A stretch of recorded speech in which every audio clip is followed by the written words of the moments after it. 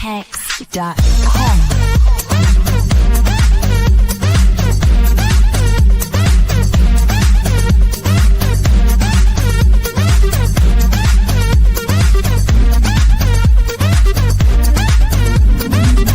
This is HEX. This is HEX. Yeah. This is HEX. This is HEX. Yeah. This is HEX.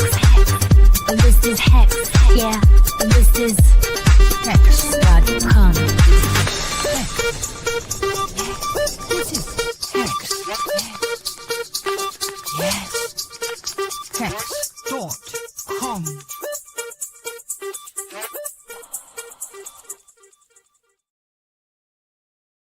How's it going, everyone? Hex Week, day 3. It is day 3 of Hex Week. We went through, what was it, 10, 11 hours of content, about 15, 20 more to go. Let's go. Let's go. Are you pumped up for Hex Week? Everyone, I'm excited. Got a great schedule today as well. Great one. I mean, yesterday was fantastic. First day was great. Monday was great. A ton of great speakers. I'll go over today's in a minute as well, but yesterday, a lot of great clips from that one too. Just ton of just bullish, super good community. Hopefully good onboarding content as well for the greatest asset on PulseChain. Hex.com, baby. Let's go. Hex.com. I'm excited. Really fun stuff. Really fun. I've been having fun with some memes and stuff recently as well. And it almost proves as a ground for like accidental. I don't even intentionally do it, but you know, whenever there's FUD or hate or otherwise that comes from it, it's an easy blockaroni, as Richard might say as well. So pretty fun. It's fine to have constructive criticism, comments, or use your own platform to say whatever it is that you want that's on your mind. But boy, when it's on my channel or my feed, and same for everyone else, then please be constructive. Otherwise, blockaroni, best tool I can think of. Keep your peace. You don't want anyone your peace. You don't have to give it away. You can keep it, protect it, and feel good. All those positive vibes without anyone else's opinion affecting your day-to-day type of deal. So pretty fun stuff. So Hex.com, pretty awesome. Let me go through, I'll go through the schedule just for a minute, just to keep everyone up to date on what's happening today, because you joined early. You are here. You are number one. Chat, I kind of missed talking to chat. I appreciate you all in chat. I cannot dedicate a lot of time to talking to chat during the conference because we got so much stuff to go through and not a lot of time in between. And everyone just keeps showing up and doing amazing stuff. So there's no like, oh, someone didn't show up for a panel, so I got time to fill. Otherwise, I'll be playing more videos or talking more hexy stuff. But let me find the schedule here. I'll put this in the chat as well. Talk about what's happening today. Get into your Hex bullish stat. And then we'll get into our first talk coming up in just a few minutes as well. So what's happening today? As you can see, first off, me, boom, I'm here. We're live. Fun stuff. That'll happen every day for the next 2 days as well. And then Captain RG3 is coming up to talk about how Hex actually works. A lot of fun stuff. A lot of great, hopefully great for new onboards or people joining us. There's somebody new who asked a question yesterday that I saw in the chat as well. So I don't know. I did a poll for the last PulseX conference. Were you onboarded to Hex or PulseChain by the PulseX conference? I think the number was around 60 people or so. I want to say 40, 60 people who answered the poll actually saw we're onboarded. So, and that was for a 2-day conference. This is a 5-day Hex week. Never know if we get 50, 100 onboards. I certainly hope so. Pretty fun. Wouldn't you like to onboard people before the mad gains occur? That'd be pretty good. That's pretty good. I'd like that. So Captain RG3. Then we got what is a Hexican? I'm excited for that one too. I was actually, before I forgot, Ewok's talk was today. I was going to make my bullish stat talking about different like what makes up a Hexican. So I may just, if we have time, riff with him a little bit towards the end of his. That should be fun as well. Then we got Hex bullish stats. Kong is coming back for that. Should be fun. And then we got a whole hour or so of Steakhouse. So triple that. I see him in the chat. Crispy Man Fast Abdul is going to be there on the Steakhouse panel, and then going to do a live. We're going to do it live just like Bill O'Reilly that one time. Do it live with a live stake pool. Create a new stake pool with Steakhouse. Should be fun. And then wrap it up, round out the day with Hex panel. We've been having some killer panels. The last couple have been great. So I'm excited for this one as well. Got some familiar faces there. And again, every Hex panel each day of the event is open to everyone. I will drop the StreamYard link in the chat before then. So come on by and join the panel.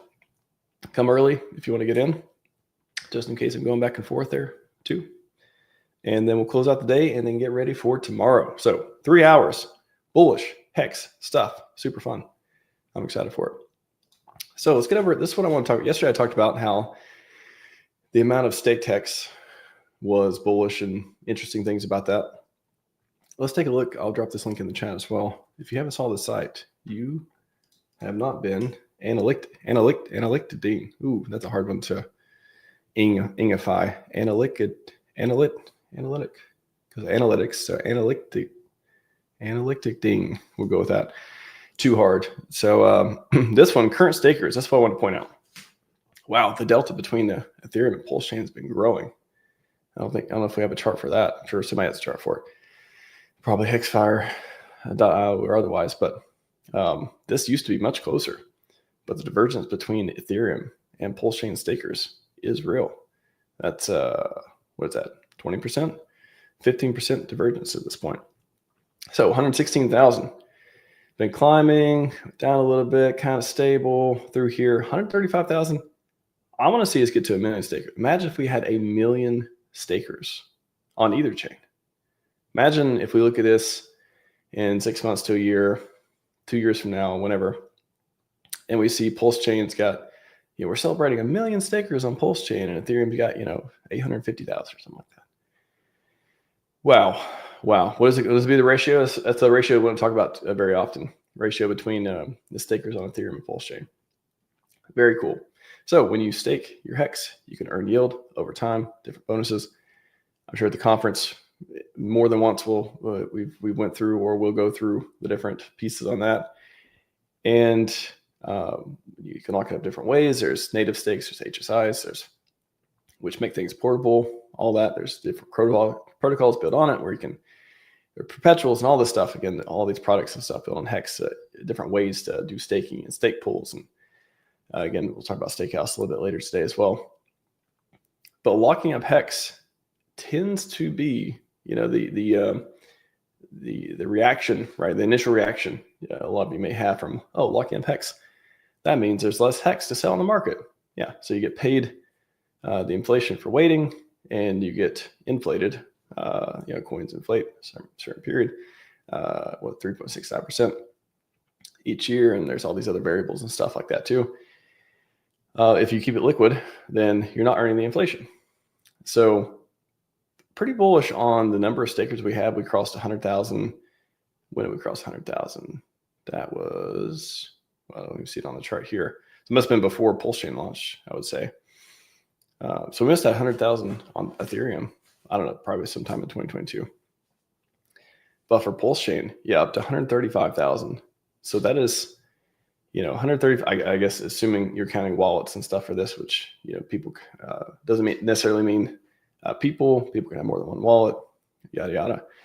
But a lot of people are staking 10 years, 5 years, 10 years, 15 years, 5555. A lot of 5555. A lot of different protocols give you bonuses, and otherwise, the longer you stake, natively with Hex, bigger pays better, longer pays better, all that jazz. So pretty cool stuff on the current stakers. Again, this is pretty, par for course right now with market conditions and without the glory run that hasn't kicked off yet, but we certainly hope kicks off soon. But I really would love to see. Just imagine Hex with 1 million stakers. When we look at this again, however long in the future from now, I don't think we would. Again, if we get a lot of people into PulseChain and a lot of people look at Hex, why is 1 million stakers possible? I know it's a big number compared to what we have today. Not quite a 10x, but somewhere around there. But we're, some people say we're the ecosystem of 10,000x. So I think getting there would be pretty cool. I'm hoping during this run, this chart just goes nuts, goes crazy up and to the right. So super excited for that. T-share rate, of course, goes up and to the right. Daily payouts. Again, this is the payouts and stuff you get. We'll see when HEX is worth more in USD price, whether that's still attractive or not. I certainly hope the people who are staking out long-term, hopefully HEX is worth a lot. So when they get paid out, instead of getting paid, 50 cents or $5 for their HEX stake at the end of it with the yield they get, even though it's not, the extremely high yield it was before. Hopefully the HEX and USD price is so high that it's more than makes up for it. So pretty cool. HEX is awesome. We got a HEX week for it. There's HEX conferences. There's biggest community on PulseChain. PulseChain came from HEX. I'd say with the most people. I don't know. That's actually a great number too. I almost want to do a poll where it's like, are you on PulseChain? Did you come from HEX? I wonder. Shoot, it may be 50-50 at this point. I don't know. That's an interesting question. Because there's a lot of people who didn't get into HEX but came from PulseChain. PulseChain sacrifice phases got a lot of people involved. So anyways, really cool stuff there. Current stakers bullish on that. I do believe over time we'll see some glorious numbers for that as well. Why wouldn't we? People see that it's worth money. You lock it up, you stake it, you delay gratification, you earn yield. A lot of great stuff. So protocols built on it and everything else pretty good. So that's something bullish that I want to bring up, that a lot of people aren't paying attention. Number of stakers hopefully go way up coming soon. So awesome stuff there. Anyways, we'll get to our first. There's my opening remarks and my stat stuff. We'll get to the first talk, RG3, how HEX actually works. Welcome back to HEX Week, RG3. How's it going, sir? And you're muted. How are you doing? Can you hear me now? I can hear you. Love the banner in the background too. Yeah, I'm here at the hex.com offices, pumping your bags. Nice. You sent out the mass email telling everyone to buy HEX and to make sure to stake at 5555, and that's what a HEX CEO does, right?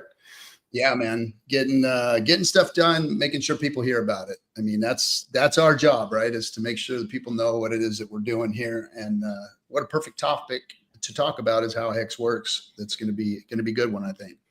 A lot of the new onboards, they're not going to know that. So I think this is a great opportunity. You've been around for a long time. You've explained it probably a million times at this point.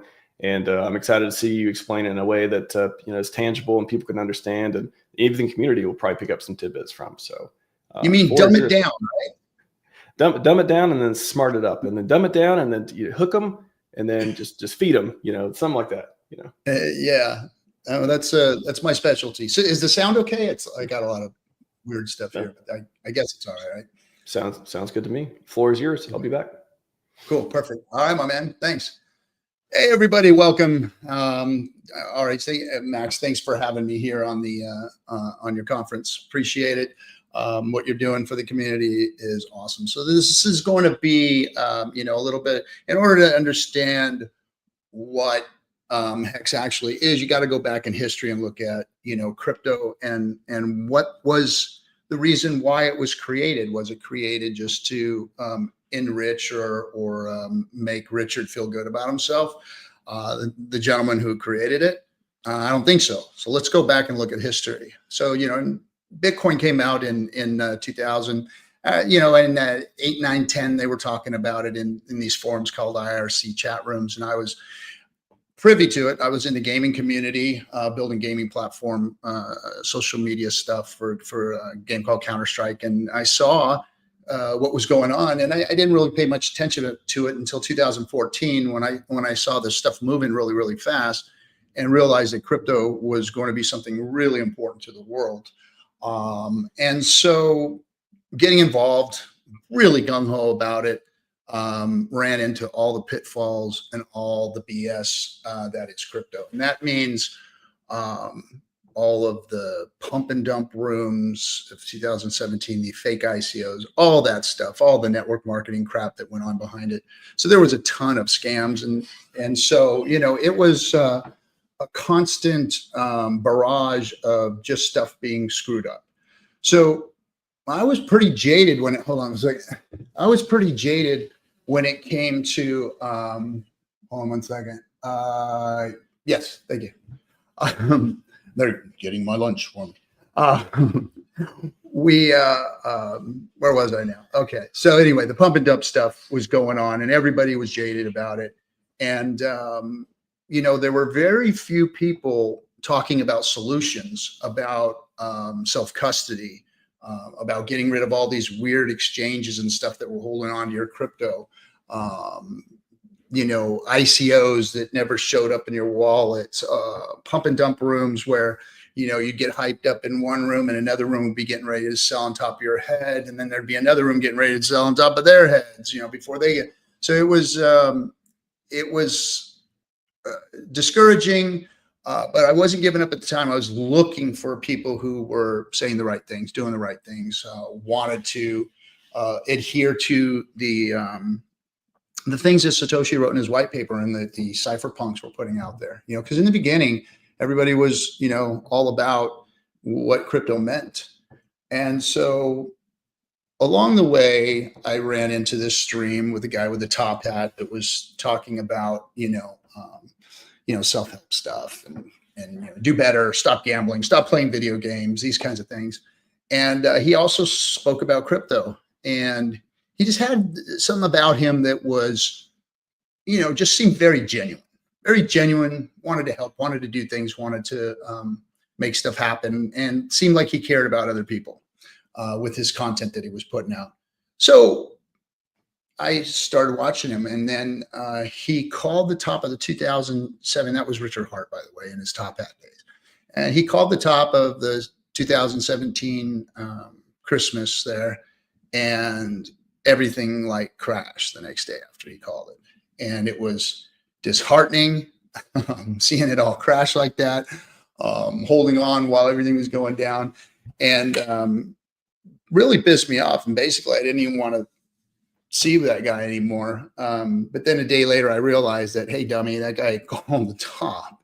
You can't be mad at him. He called the top.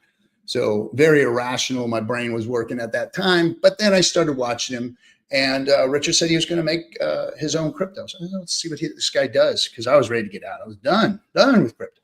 And so what happened was he came out with this fluid dynamics token that he was creating, and it was just way over my head. It was stuff I didn't understand, mathematical shit that they were doing and whatnot. And so I didn't pay too much attention to it. But then he came out with this thing called Bitcoin HEX.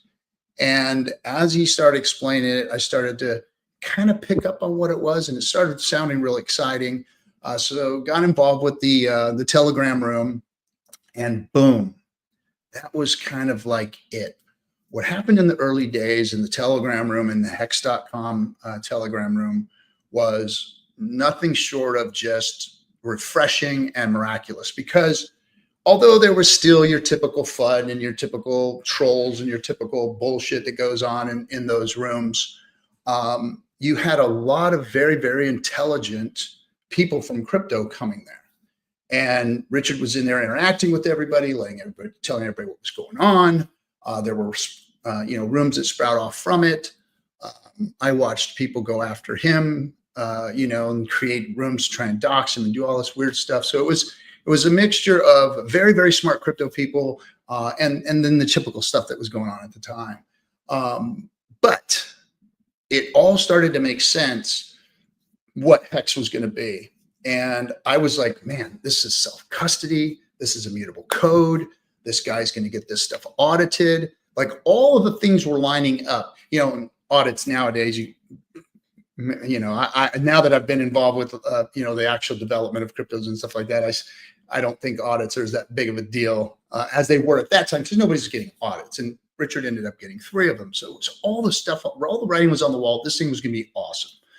And, as the launch came, we had this thing called the adoption amplifier. And the adoption amplifier was basically just going to allow you to purchase a certain amount of HEX every day by dumping your Ethereum into a bucket. And depending upon how much Ethereum got dumped in that bucket was how much that hex was distributed out to everybody. So there were days of the bucket wasn't quite full. There were days, and that was good because you got a bigger share of the hex. And there were days that the bucket was empty, or a big whale would come at the end of the day and wreck the, you'd think you were getting a whole bunch, and then a whale would come at the end of the day and buy some, and it would, shoot the amount of hex you got down. But what else happened is that you could claim you could use your Bitcoin, sign a signature, and claim your free hex for that. And so we were learning all these things, what this adoption amplifier meant versus an ICO. And at that time, Uniswap came out. So we had a DEX to work with, and we were playing with liquidity and seeing how liquidity was working. So the Hex community was becoming very, very smart, very, very fast, and learning things that crypto had not taught us. And there were tools coming out that had not existed before. So it's very unique. Everything was very unique at the time. And of course, the smartest of the smart were now involved in this. So we've got like a perfect storm starting to develop. And as you can see all this, now, if I can see this, and I know a lot of other people can see it, and as this was forming, as this community was building, and the people were talking about this, the FUD came harder and harder and harder. And it got very, very noticeable that there were forces outside that did not want it to succeed, did not want Richard to succeed, did not want the community to succeed, didn't want any of it, And so we started streaming. There was Hexo was helping me set up my stream. He started streaming. I started streaming right after him. We were Marines. We kind of met in the Hex chat room, Marine buddies kind of deal. So he showed me how to set up Discord Syndicate. I did that and invited everybody so that we could showcase everybody that was in Hex. And so doing that, the community grew, and we just kept fighting and fighting and fighting. And everything that emerged about Hex itself as it launched, as Big Payday came. And by the way, Big Payday was the day that it launched. The adoption amplifier with the ETH was, the pre-launch, and then the launch was that day. And that day, all of the Bitcoin claims that didn't claim, all that Hex that was left over, because there's a certain amount of Bitcoin that could claim. There were some wallets that were removed out because of, very obvious reasons. I think the Gox wallet and a couple others. But all the Bitcoin that was there available had a certain amount of Hex that it could claim. And all of the unclaimed Hex went to all of the stakers that were in before Big Payday. So it was a bonus on top of your stakes and everything.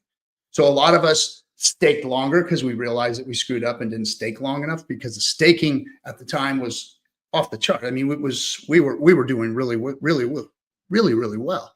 And so Big Payday came, all the claims went out. But before that, something moved. This thing called the OA, the originating address. Now, that originating address got copies of the coins that were going out to everybody. So it was growing a big surplus of Hex.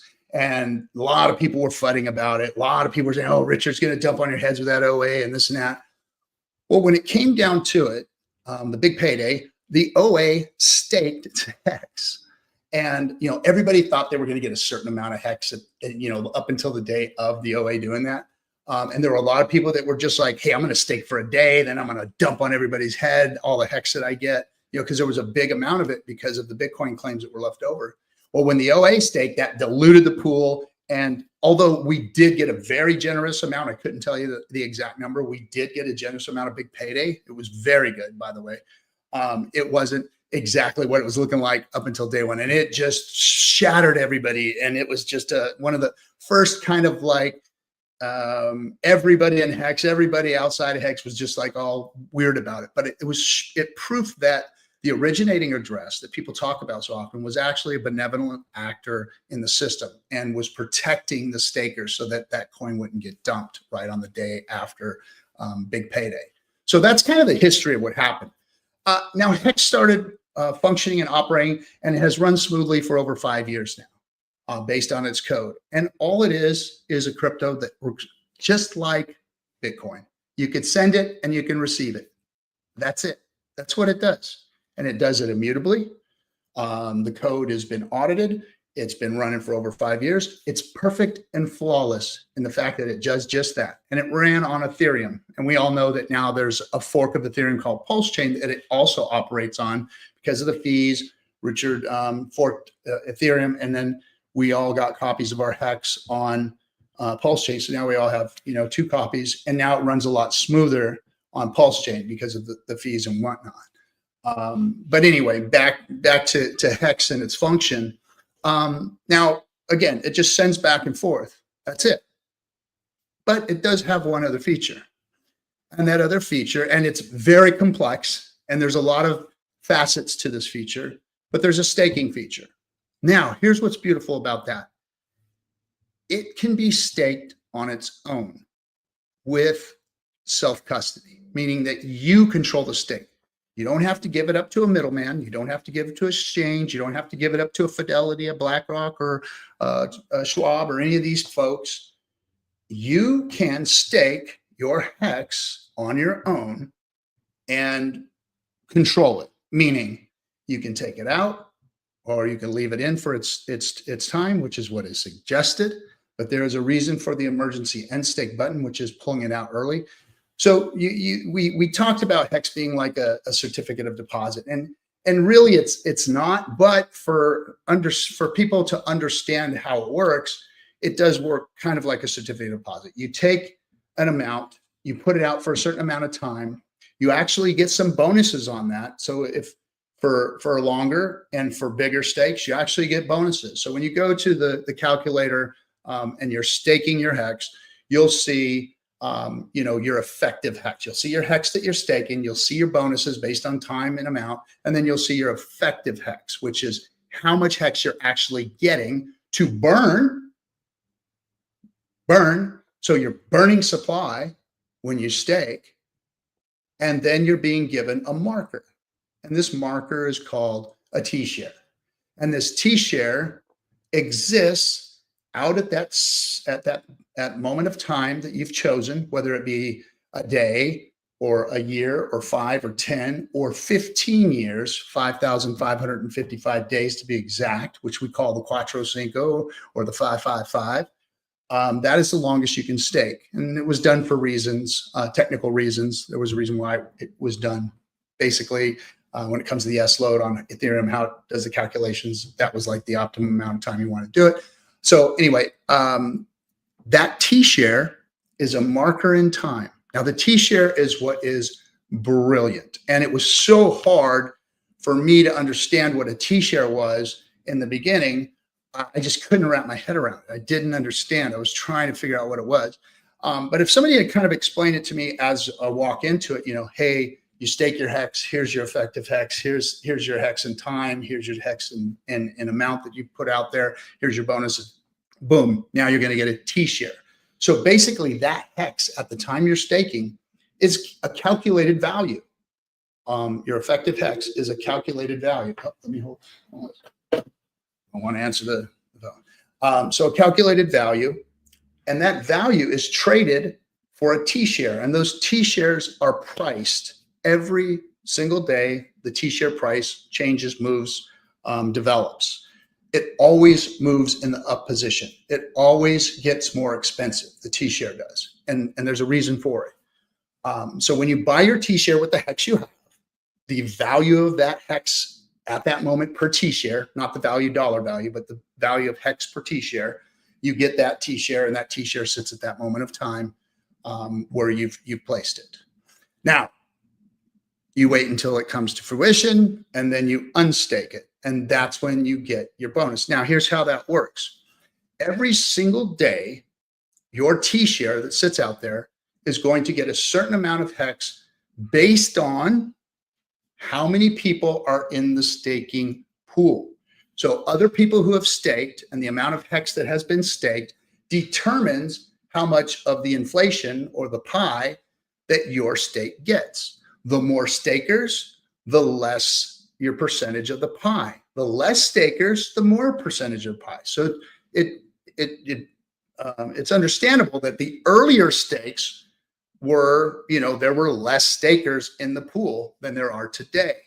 So, but but the price of HEX was a lot lower then too. So dollar for dollar, HEX is going up in price, but the T-share amount of inflation that's being paid out to the stakers themselves is being diluted more and more as more stakes go in. And of course, we also seen just recently the OA did another benevolent move, and some people can argue whether it is or isn't, but actually slowed the share rate down, which we were way up there, 7, 8 HEX per T-share, something like that. It was way up there. Slowed it down to where now it's like 1.5 HEX per T-share. Now that, some would argue that gives it a lot of room for price action now.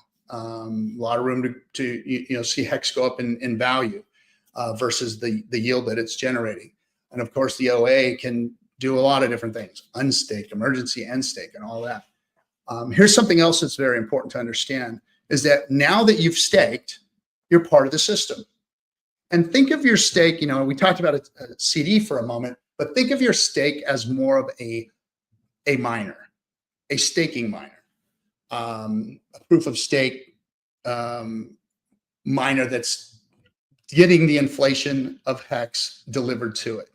Delayed, of course, that inflation is delayed, which is a beautiful thing for the whole system, because every single HEX that inflates is delayed inflation, whether it's a day or it's 15 years. That inflation is staked. That inflation has a time when it's supposed to come out into the market. Not so much with Bitcoin mining. So your little T-share that's out there, it's mining HEX and waiting for you to come pick it up. So let's just say 5 years from now, your stake comes due. It's time to pull it out. And you go in and you unstake it. You unstake that. New coins are instantly minted. You minted new coins. Nobody gave you anything. This is important to understand about HEX. HEX is not, you're not given HEX by any organization, any institution, any centralized agency. You push the button and mint that brand new HEX into existence through the code. You do it. Mutable code, you do it. Decentralized, you do it. Self-custody, nobody else but you and the code. That's what's beautiful. It is the, when it comes to the Howey test, HEX just kicks all the legs out from underneath the Howey test. Does not pass any of them. Just poop, poop, poop, poop, poop. Anyway, so when you're part of the system now, when you're actually in there staked and you're waiting and you're not emergency end staking, which is a tool that you can pull that stake out early if you'd like, severe penalties for doing so, even a day early, severe penalties for unstaking. Now, I like to joke around and say, hey, go ahead, hit the button, unstake, folks. Now, why do I do that? Because I'm trying to prove that if you are working with the truth engine, if you are being true to your stake, you are actually part of the system. Not only are you mining and generating that inflation and bringing new HEX into the system, but you are also part of the system of penalties. So when people do emergency end stake, you get those penalties. It gets distributed out through the staking pool. So you're part of the system all the way around. You're mining and bringing the inflation of HEX. You don't see that anywhere in any other crypto. The inflation model, the staking model, all the things that the OA has done, the community, the build out, everything that has happened up until now, and how important HEX is to real crypto, real DeFi. I mean, the writing is on the wall that the perfect crypto has been made, and that's HEX. To me, HEX is the crypto of all cryptos. Now, PulseChain, great. We got an L1. I dig it. We got a DEX with PulseX. There's an incentive token. All these things are great, but nothing compares to the GOAT. The GOAT is HEX. The best crypto on planet Earth is HEX. Nothing else functions like it. Nothing else has proven itself like it. Nothing else works like HEX. And nothing else has everything that it has behind it. The community is A1. A1. The dedication, the devotion, the loyalty, the hard work, the effort can even sometimes look like a cult. People call us a cult. They say all this stuff. But you know what? That is not what we are. We are a marketing juggernaut. We are a crypto disseminating crypto information beast. That's what this community is.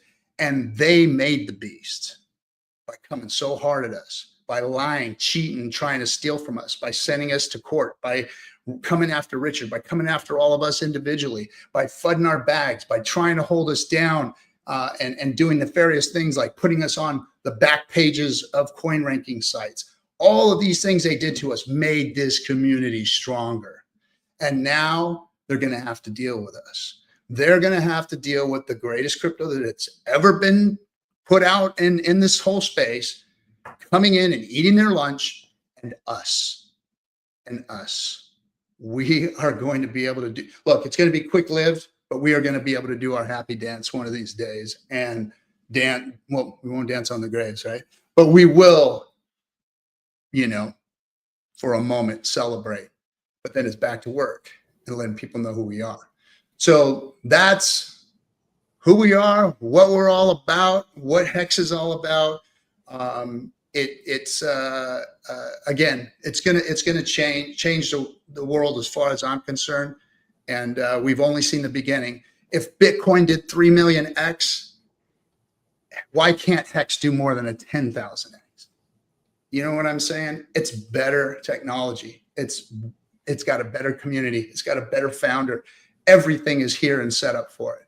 So get ready. The kinetic energy is pulled back. That bow is going to fire, and this thing's going to go to the moon. This cycle, I'm very, very excited about. What's up, Max? You kicking me off, getting the hook? Hey, dude, it's great. You've been doing excellent. It can be an excellent intro for people to learn about Hex from someone who's been around it a while and knows the ins and outs. And oh man, I think I saw somebody mention 55,000 X for Hex yesterday. I think there was some rumble of that. So why not? Where's the price god? Where's the price god saying it's too high? I don't see any price god. There is none. There is none. And we've already dethroned market cap and made it debunk. Market cap means nothing, absolutely nothing in the scheme of things. That has been a narrative that has been tossed around the crypto space for a long time that really does nothing for the space. Maybe on a macroeconomic look, but not in the individual coins and stuff. What do you think as we get into the end, closer to the end of the year here? I mean, a lot of great marketing stuff and everything going on. What do you think is the biggest surprise or thing that we've kind of like just assumed will always be that way? The gatekeeping, we're never going to be past 201 or whatever coin market cap. What do you think the biggest thing that you can see changing for Hex in the next few months as we come into 2026 here that no one's expecting? Well, gosh, we've been anticipating something like that for so long that we've kind of like put that in our back pocket. Like, who's really going to lean into us? When are they going to lean into us? And I think that when we see Richard Hart come back out, and whether he streams or whether he puts some other type of message out there of some type, some way, I think that the reaction to him from the others out there, whether it be centralized agencies, the whatever it is, the reaction to him, I think, is what's going to light that match or be that viral moment. I think that's it, and that's what I'm hoping for. He's the catalyst and the flame to all this. I mean, he built this stuff. He put it out there. He educated all of us to the point that we are the smartest community in all of crypto. Because I don't know if you saw Johnny Chaos's post today. He listed all the things that we had learned along the way that other communities don't learn. Richard put these things in front of us and made us go do them. Test nets and signatures and understanding staking, understanding proof of work versus proof of stake, understanding all these things, yield, liquidity pools and what they do. You know, nobody educated on liquidity pools. It was all centralized before. And now we had a decentralized exchange where we can actually participate in. And we learned liquidity pools. We learned how they work. We learned how they move the needle. And then we learned macro, how Bitcoin moved Ethereum, how Ethereum moves the other markets. And to us, this stuff is all common sense now because we've been teaching it and learning it and spitting it out for so many years. But the rest of the crypto space hasn't caught up yet. And I think that once that light gets shined on who this community is, what the products are that Richard put together and what he's done, somehow, somewhere, there's going to be a flame that's lit because of that. And that's going to be the conflagration and the viral moment. Yeah, I think there's plenty of influencers out there who have no incentive to talk about Hex or PulseChain yet, but they may have plenty of incentive going forward. And boy, how the minds change when green candles or good news or otherwise come. So don't sleep on that. I think we've got plenty of giant general crypto influencers who are going to say probably nice things about these products going forward. I think that's my bet for the shock and awe for the Hex community going forward. Yeah, and my message to everybody is just, you know, prepare yourselves for this bull market. You know, it's here, it's coming. We know how fast Hex moved early on. We know what it can do. We know the excitement that gets built around it with small marketing campaigns and a small community and just launching and gate kept and all that. What's going to happen when the biggest bull market of crypto's existence happens? And Hex has proven itself against the SEC, proven itself in time, proven itself with community, proven itself all around. What's going to happen then? How fast and how high can it go up? And then on top of that, we have a liquidity crunch. Like, the scarcity and rarity of Hex is insane. That means the price can move so far, so fast. And I always say this, people are going to be standing in line to get your Hex. Yeah, and just one more on Richard too. Like, he has won every single battle he's fought. Why would you bet against him now? In the time when glory is so close. So good. You cannot bet against the guy. And the best thing is, come and join him. Hey, if you can't, that's what we're gonna be saying. I want to make a t-shirts. If you can't beat him, join him. RichardHart.com. Join him, man. .cc right now. Yeah. Captain RG3, always appreciate it, man. Yeah, of course. Hopefully, get back to your day there and come back either tomorrow or Friday for some more fun stuff. All right, my brother. Have a good one, everybody. Have fun. Yeah. Thanks for showing up. Yep. See you, RG. See ya. All right. RG3.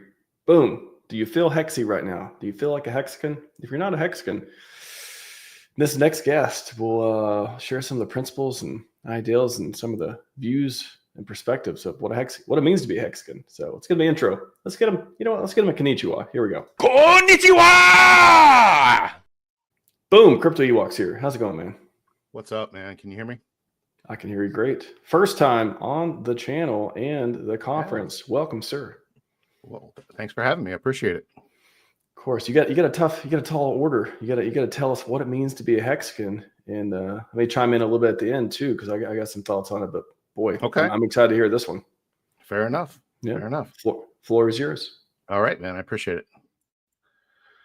For those who aren't familiar with me, Crypto Ewok, I've been in crypto since early 2017. I came across Richard Hart a little too late that cycle when I had already made a bunch of horrible decisions, just like RG3 did. Anyway, I started to follow him, and basically that led me to getting involved with Hex before, it even launched. I heard the whole dynamics in the Bitcoin Hex and all that stuff. But anyway, so I'm co-host on the Creative Crypto YouTube channel. We have a live stream every week too. And when Max asked me to join tonight, it was perfect because my co-host is on vacation and we weren't going to stream tonight. So fit perfectly into our slot. And yeah, so again, I just wanted to thank Max for having me on here. So I'm here to talk about what it means to be a Hexican. And to start, I guess we want to know, where did the name come from? Well, you heard RG mention the old Hex Telegram rooms. Well, they had done a poll in there. I reached out to him the other day because I wasn't sure. I thought it was on a live stream, but he let me know that they had done a poll in the Telegram channel, and I really wish I knew what some of the other options were. But obviously the name Hexican was the winner, and Hexicans were born from that time. So I did also a little other research and said, I wanted to ask people out there what it meant to them when they heard Hexican. What did it mean to you? And I gave a few options, and I'll go through what the results were. I wasn't very surprised it really finished the way I thought it would, but in last place, it was, somebody who just had some hex. Does that make you a Hexican? And that only got 3% of the vote, so I wasn't surprised. Next one was having a turtle or higher position in the ranking charts. And by the way, having a turtle means at least at these prices today, a $1,200 investment anyway. So that got about 20% of the votes. The runner-up was having T-shares. So, we talk about the T-shares and having those. Does that make you a Hexican? Well, that only got 33%. But the winner, honestly, was not surprising.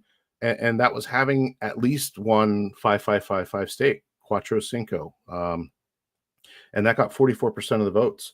And, I completely agree. That was, my opinion. That's what I thought made a Hexican as well.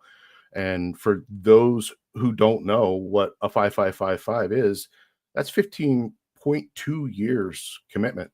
And I think at its core, when you make that kind of commitment, you have to have belief in Richard Hart, the code that was written. We do call it the truth engine for a reason, and it does hold you accountable to the contract that you make with yourself. When Hex was being designed, I remember those chat rooms that we were talking about, and originally, it was called Bitcoin Hex, and a little bit later, Richard dropped the Bitcoin part of it and said, I don't want to call it Bitcoin Hex anymore. I want it to stand on its own. I'm going to call it Hex and call it the better Bitcoin. And I believe he meant that. And honestly, I believe he'll probably do everything in his power to make that statement come true. He went as far as creating an entire new blockchain because one of the first problems that came up for the Hexicans was the Ethereum fees. They were basically robbing people of their capital to just end a stake. And, I personally remember paying over $1,400 to end a stake that I made on day 3. And what happened was people were selling Hex to buy ETH to unstake. So again, that's, a lot of the reason why you see PulseChain today. And when you make that type of commitment anyway, back to the 5555, it's my belief that if you have $100, $200 to throw out there, punt it out, see what happens, make a 5555 just to be part of that Hexican community. I'm also willing to bet that it'll probably change some of the outlooks you have on life. I remember some stories at the beginning where there were people that literally said it saved their life. They were not in a good place. They were not very stable at that point, and they were going to end it. And joined Hex, put one out there a long ways, and it changed their life. They wanted to be around. They wanted to be healthier. There's people that want to stop smoking or lose weight or start working out. Just having that long stake gives you the motivation.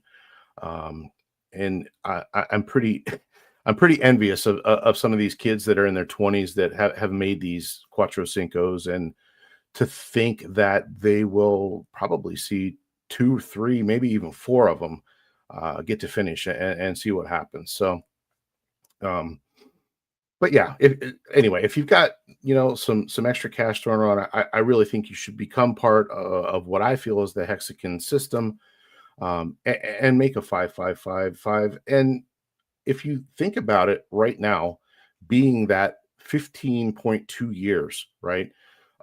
Cycles run in 4 years. So if the 4-year cycle holds true, 15.2 years would put us about, I don't know, 6 or 8 months probably before a bull market in 4 cycles from now. And what's even crazier, time flies. You guys think it's such a long time, but some of the first 5-5-5-5s that were made are a third of the way done. So anyway, I think it's worth that punt. So, another thing that kind of defines Hexicans is the fun, the things that they've accomplished and done just in these short 5 years. I'm going to go through a list. I wrote a bunch of things down here that they have done, and it's pretty crazy to think about. In 4 days we raised $600,000 to sponsor a NASCAR. Probably wasn't the greatest move. Richard wasn't very happy, but it was done. We have Lambo teams out there that are racing and winning titles. We sponsored a soccer team. We sponsored professional fighters. Jay Lund, I believe was his name. He's won titles as well. We have some pretty well-known musicians. I know the guys from Korn are all involved. DJ Lethal from Limp Bizkit is involved as a Hexican. I know we had NFL football players. At one point, I know there were 4 NFL teams that were kind of represented. So we have Hex meetups all over the world. There's Hexican golf tournaments. There's Big K got to throw out the first pitch at a Cubs game. Penthouse parties, mansion parties. They rented yachts in Miami. I know there were some supercars rented and they all drove across the desert. Excuse me. They rented tanks, blew shit up. So yeah, and then you think about the tours that happened with the Hexican groups, and 2 different groups went across the country spreading the good word. So it's so cool to see that what the Hexicans have done, what they're gonna do is just I can't even think about it, and I guess what I'm trying to say is with all the cool stuff that has happened, I just can't wait to see the future and look forward to getting rich with everybody together. Here's another thing to think about too is, Richard himself has mentioned before about wanting to create a specialized region or country or economic zone or whatever and call it Hexico. No taxes, obviously very crypto friendly. I think he's got bigger fish to fry at the moment, but I still look forward to that. And I think the only thing that worries me is that people would get so rich we wouldn't have anybody to work. That could be very dangerous, but it would be an interesting problem to have. So yeah, in closing, I'll just say there isn't really a definition of Hexican, but personally, I'm a believer in Hex. I'm a believer in Richard Hart. I'm a believer in the locked, immutable code that lies on now multiple blockchains, and the one that pays me daily in Hex. And I really think you should do yourself a favor. If you don't have one, start a ladder, throw one out 5-5-5-5, and work your way back to today. Capture as many T-shares as you can now, because it won't be too long, in my opinion, that you'll be priced out of T-shares and we'll be getting B shares.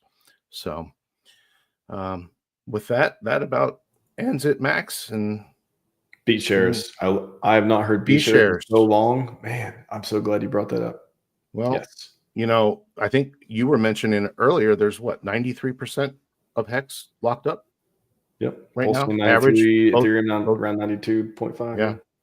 It's rare. And RG said it too, that people are going to be lining up to buy it. We can fix the price problem. If people would just agree to only sell their yield, you would be very surprised to see how quickly that price went up. But, obviously you can't tell people what to do with their crypto, but that would fix it if everybody only sold yield and made stakes.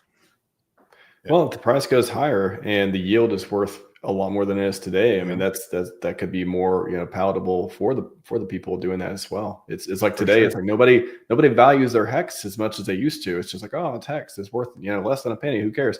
Yeah. Bro, and if it's worth $1, you probably gonna be valuing your HEX a little bit more. If every HEX is worth $1, as I always remember, I think Coffee used to talk about it a lot. If you treat HEX as $1 and selling 1 million HEX kind of sucks, because that could be $1 million. Sure could. But you said B shares too. I mean, it only runs me if he drawn the whole system and all that stuff, which we hope comes back in a blaze of glory with Alex and new projects and all the ambitions and things there. Alex, where Alex? When Alex? He's been quiet. That means he's working hard, or who knows? But let's hope it means he's working hard. Well, B share. B shares kind of like makes that popular, and then I remember talking about little T shares. Like, M shares, B shares for billion, M shares for million, and then little T 1,000 shares. Oof, what a world it'll be in when we're trading around. We got HSIs for little T shares. Let's do it. Why not? Why can't we do it? It's gonna be fun. I'm excited to see what's coming. I'm excited to see what the Hexicans, have on this bull run. It's going to be, obviously there's always the flexing of the things that they're buying, but it's really cool to see what they're doing. There's charities popping up here and there, and there's different really cool things that I think will happen. So I'm excited for that. I asked just real quick here before we wrap up. I asked the AI, what is a Hexican? And I came up, I said named the top 10 things, and it says it was interesting. I think I agree with all these as well. What makes someone a Hexican? A Hexican is a term used to describe a member of the Hex crypto community. Based on research, here are the top 10 characteristics that define what makes someone a Hexican. 1 is HEX ownership and staking. I won't go into the long form version, but I'll just like to hit the highlights. 2, long-term mindset. 3, community engagement. 4, belief in the HEX value proposition. 5, support for Richard Hart and his projects. 6, cultural symbols and language. I'm like, wow, it's like Hexicans have developed their own cultural symbols and language. The number 5555, maximally staking days, has become an iconic symbol, with some dedicated community members even getting 5555 tattoos. This is from the AI telling me this. That's awesome. The Hex.com diamond, a 555.55 carat diamond purchased by Richard Hart, has also become a cultural symbol. Terms like T shares, a unit represents a portion of a daily Hex. Longer pays better. Miners, what stakers are called in Hex, are common in Hexican vocabulary. Wow.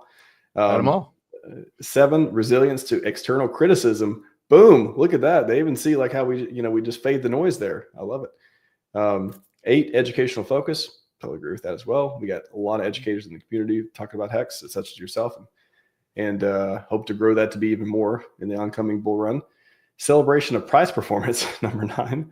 Let's see. Hexicans often celebrate and share Hex price performance, particularly its significant price appreciation since launch. The community frequently references how 10,000 Hex used to cost 57 cents now, and now they're worth $120. Is that on the website? Maybe that's where I feel like it's like I think it's on the Hex.com website. It used to be anyway. Yeah. And number 10, last but not least, decentralization ethos.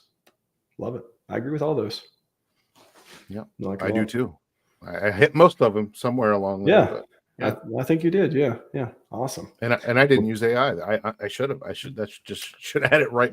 It's a back pocket type of thing. I like to use it because it helps me. Like, what am I missing? I can have like you said, you probably hit most of them, but I like to use it. Okay, here's the other thing. Oh, cool. That's a good point too. I would off the top of my head. Yeah. So.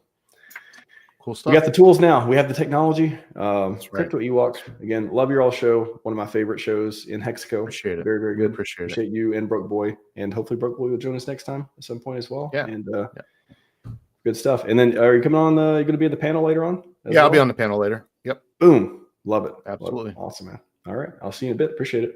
See you then. Thanks, Max. Yep. Crypto Ewok, everyone. We just getting started. We aren't even halfway through yet. Kong is going to come next and blow your mind. No pressure, Kong. He's going to blow your mind, hopefully. But before we get to that, let's do a video. Which one? 10,000 next. Access dot is complete. Project not complete. Do not the same thing. Promise returns and go build something. How much X is Bitcoin up? Yeah. 1,000x over a penny. Who's designed to replace fiat currency? Back to the 10,000x. Smart fucker I am. Everyone else cries and whines like a little bitch. 1,000x over a penny. Who's designed to replace fiat currency? Back to the 10,000x. Smart fucker I am. Well, then it was fucking designed. 10,000x, it's impossible. How can he do that? Listen, you stupid fucks. Everything else is up higher. Bitcoin to 2 million X. 1,500 fucking dollars. Ooh. What up? Up over a penny. Can we get the 100 pennies, Kong? Come on. We need at least 1,000 pennies. 1,000 pennies. 1,000 pennies. That's like $10. Something like It's that. definitely a few dollars at least. I like a few dollar hex. I like the sound of that. Kong, welcome back. Going to blow our minds with some amazing bullish hex stats, I think. Yeah, definitely. I have a few things queued up here. I'll share my screen and kind of just take it away, I guess. Boom. Sounds good. See you soon. Nice. I might have shared the wrong screen. Give me a second, Max. Let me share this one. All right, cool. So yeah, I'll start here. We were just talking about hex staking and all that type of stuff with 5555s and how, you know, it's part of kind of the whole hex ethos. And I think one thing that, and I don't know if it turned a lot of people away, but I'm sure some people, like, they just can't wrap their minds around staking for such a long period of time. And I think there is a group of people that would rather, you know, test out for a year or test out for a month or test out for even a few years or something. But what I've always said, and I think even what the data shows with Hex, is that, and Richard said it, I mean, I think the website says it, is longer does pay better. And if you are doing these like even 1 year or 2 year Hex stakes, then I think it's good and you will make some yield. But I think chances are, like, I think Hex is something you might want to not necessarily go big or go home, but at least go a little bit longer or go home to an extent. So I'll show you why I say this on some of the data, and we'll take a look at just PHEX here as an example. But you can see this I don't know if this is looking at the APY with all the new addresses and everything, but kind of the same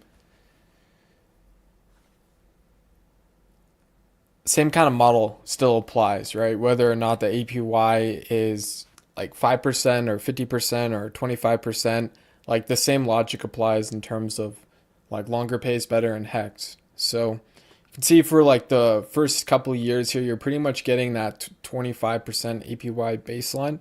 You can see your payouts like 10 or probably not, let's say 9 to 11 Hex. By about 1, 2, 3, 4 years in is when you start to see like the first kind of increase in at least your payout, right? Your APY is increased like a little bit by then. You know, by the 6th year here, you start to see like this is, I would say, more of a substantial payout. But keep in mind that that's pretty much after 6 years, right? You'd have to wait to be able to accumulate all those rewards.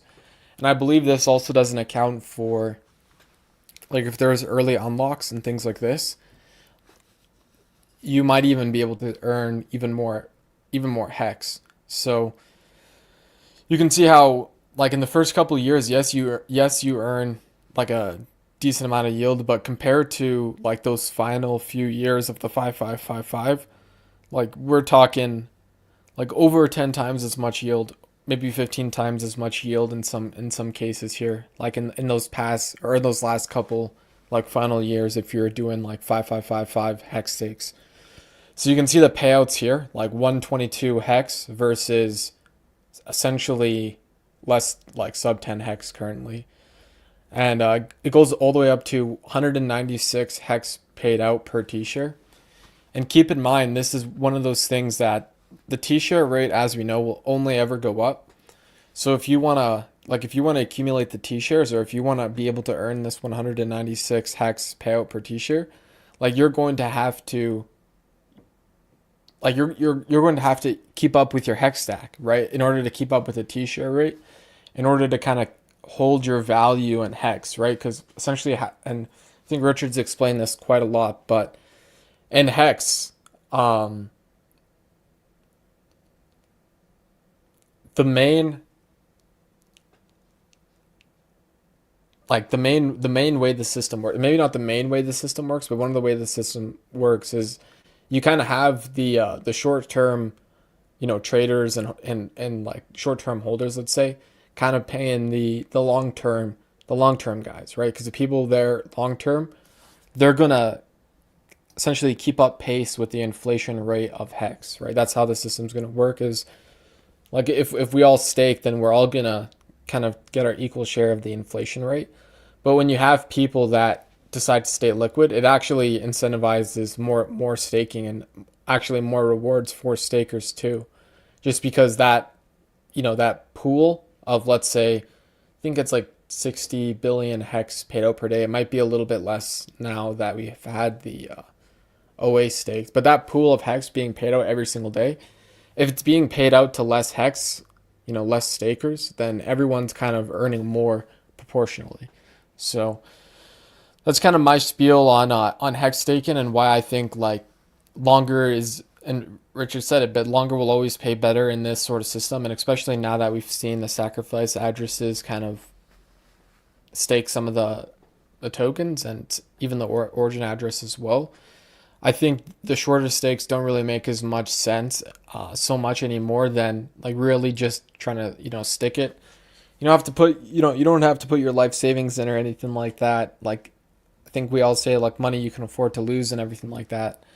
And of course, like nothing I say is financial advice or anything like that. But I think staking hex, and even the chart should make it pretty clear here. Of like you can see the first few years, like even up to the first 5 years, like yes, you earn yield, but it's not anything too crazy. But it's after that compounded effect of the T-share, after those like final 5 years, final 10 years, that you see that whole growth and that full effect of the T-share of hex. And I think this is one of the things that people aren't even like, they haven't fully realized yet, and maybe they have fully realized it, but I don't know if it's priced in to hex now.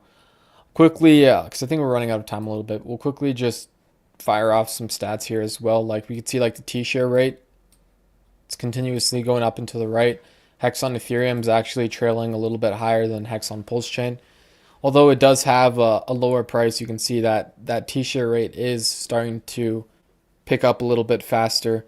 And you can see the Hex daily payout here is about 1.5 Hex. So even if we take that same logic of those 5, like you might get 10 times or even 15 times this number, only if you decide to stake now for that full length or for that full term. Also share some other things here too, in terms of like the some of the top 15 staking addresses. But I don't know how many people have actually showcased this on stream, but you can actually see Sacrifice address has staked a lot of hex.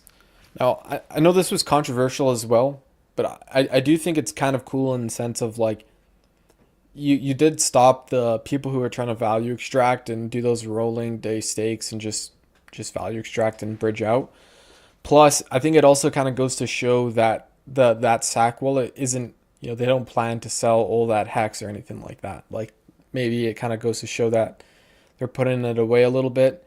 See, there's unknown wallet here. Origin address, of course, has like a ton of those top wallets in the top 15, and even the God Whale makes up, I think they're in at least the top 10 there, top 7. So hex, like, looks like you have, like, in terms of the whales, like probably some responsible whales, especially in terms of that staking protocol. Quickly brush on the chart here as well, because I like to look at the charts, especially because I think they kind of tell. I think they kind of tell the true story of everything. But keep in mind, Pulse, I think, has actually been acting pretty strong as of recently, but you can see how Hex is as well, like even as of recently. Like we'll measure this move here. 86% versus PLS, and even at the current going rate, it's like plus 45% against Hex. Plus 45% against Pulse versus, you know, this local low and stuff like that. So Hex does look like it has been, you know, appreciating. You have kind of some higher highs. Even up here, you got some more higher highs. So we'll see if this trend continues with Hex and if it continues to make some higher highs versus PulseChain. But it does look extremely strong, and it looks like one of if not one of the strong, like the strongest RH altcoin. Here as well on PulseX. You can see, and this is just looking at the V2 PulseX as well. We'll take a look at the V1, see how long it takes to load. But the V2 here, we have 9.1 million in liquidity just on PHEX alone, right? So it's plenty of liquidity on this token as well, and you can see the trend of the liquidity as well is pretty much, and this is V2, keep that in mind, but it has been pretty much up and to the right? So look at the low here. We pretty much went from sub $1 million in liquidity to over 10 million in liquidity. And you can see the volume as well is, I think it's in a healthy range in terms of, like, here's 3.8 million, there's 5 million right there. Here's like 300K, 4 million, 2 million. So yeah, it looks like it's in a kind of a healthy range there. Let's see if this V1 pool loads, and then I think we'll kind of wrap up because I think we're running out of time here. But yeah, the V1's got another 2 million in liquidity and 800K in volume in the past 24 hours. But that's my quick roundup on all the bullish Hex stats and kind of everything that I've seen on chain going on with Hex. And I think a lot of it hasn't been covered as much as of recently, but I think it's still good to show. It's still good to show it off and kind of remind everyone of the not the importance, but even like the power of Hex staking, especially for that long term and everything like that. So when you were talking about the OA staking, and it reminded me of the tweet. One of the tweets Richard had was talking about how Ethereum, if you just, so like if you give me all the ETH, it would be in better hands or something. And when you said that just a minute ago, it made me think of, like, you could turn that quote into, hey, if you just gave me all the Hex, it'd be in better hands, because we know historically OA is not dumping on people, whereas other holders would be more tempted. So I don't know. Richard seems to take good care of his points. Like whose hands would you rather the Hex be in? Like, the OA or the stack wallets, especially if they're doing like the stakes and stuff like that, or like whichever random people that just pump and dump and do whatever. So he seems to have diamond hands. He's held. I want to think he's held Bitcoin for a long time too, since it was mining at 50 Bitcoin block rewards. Is that the quote? Rich, smart guy, that RH fellow. Yeah. Awesome stuff, Kong. Appreciate it. Are you back on today or coming tomorrow? Let's see. Let me check the schedule. Yeah. If you're around for the Hex, feel free if you're around for the Hex panel later if you want to hop on. Otherwise, I'm sure you're on tomorrow. Let me see. Yeah, I think I'm on. I'll be back tomorrow. Yeah. Where are you tomorrow? I'm looking at Thursday's schedule. It might be Friday actually. Oh yeah, you're right. That's right. Friday. Yes, I'm excited for Hex Bulls only. Is there 2 Hex? Oh crap! Did I double book Hex Bulls only? I think I did. Both you and Cairo are doing Hex Bulls only. Cairo tomorrow, and Friday you, and I would not have it any other way. Boom! Double Hex Bulls only. First scheduling mistake I've ever seen on the schedule so far. Good stuff. I think that's not too bad though. So yeah, we can compare. I'm sure it's going to be totally different perspectives too. So the more Hex bullish talk, the better. I like it. So yeah, sweet. I'll catch you guys later. And yeah, thanks Max for hosting and having me on and everything like that. So I appreciate it. Of course, it's always good to have you on, man. I'll see you later. I'll catch you later. See ya. Yeah. All right. Are you feeling bullish? Because our next panel here is going to talk about some hex staking. Are you tired of talking? It reminds me of on the documentary of the Kelly Pope. Are you? How'd she say it? Are you excited to see? Oh man, what was the quote? Are you ready to find? Are you ready to find some scams today? How did it go? Are you ready to find some? Oh, somebody tell me in the chat. What was it? Are you ready to find some fraud today? Is that what she said? And then, so I was going to turn it into, are you ready to hear about hex staking again? Because Steakhouse product, I've heard they do some staking on the hex side. All right, I got a video here. I'm going to play it, bring the panel in, going to get started. Here we go.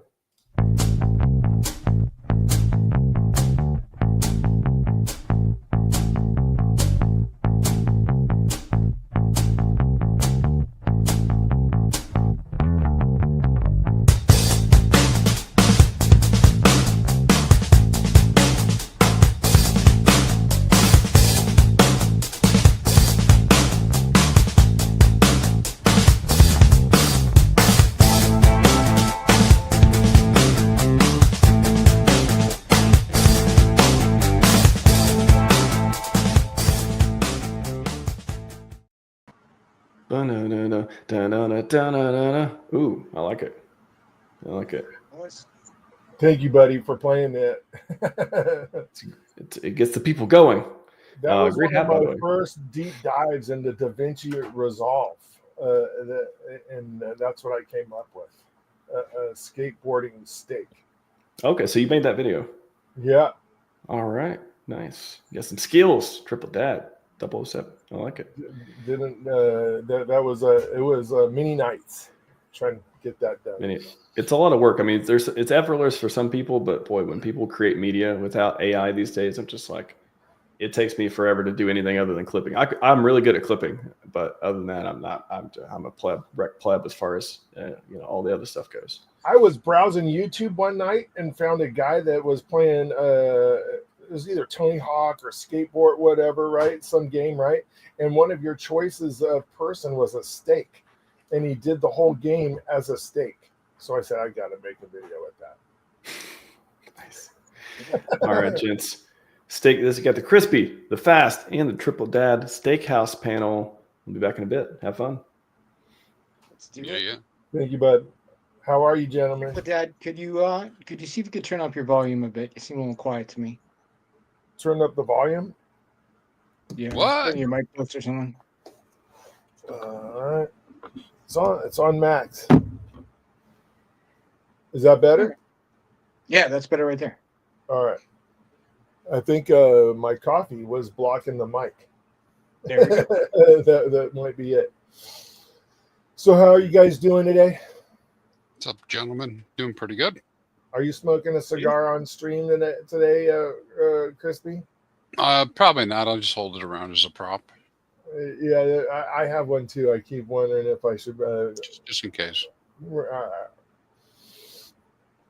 So we're talking about Steakhouse today, yeah? Let's do it. Yeah. Let's do All it.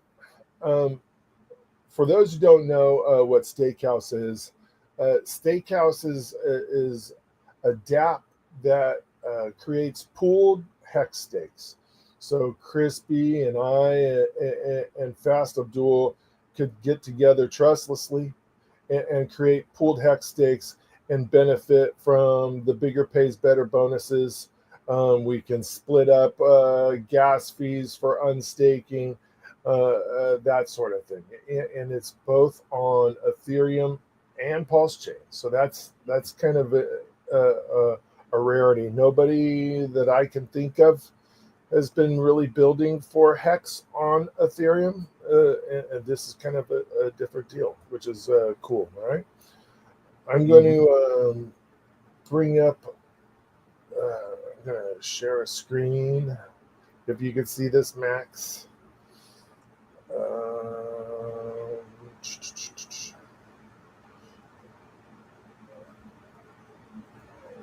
Let's see.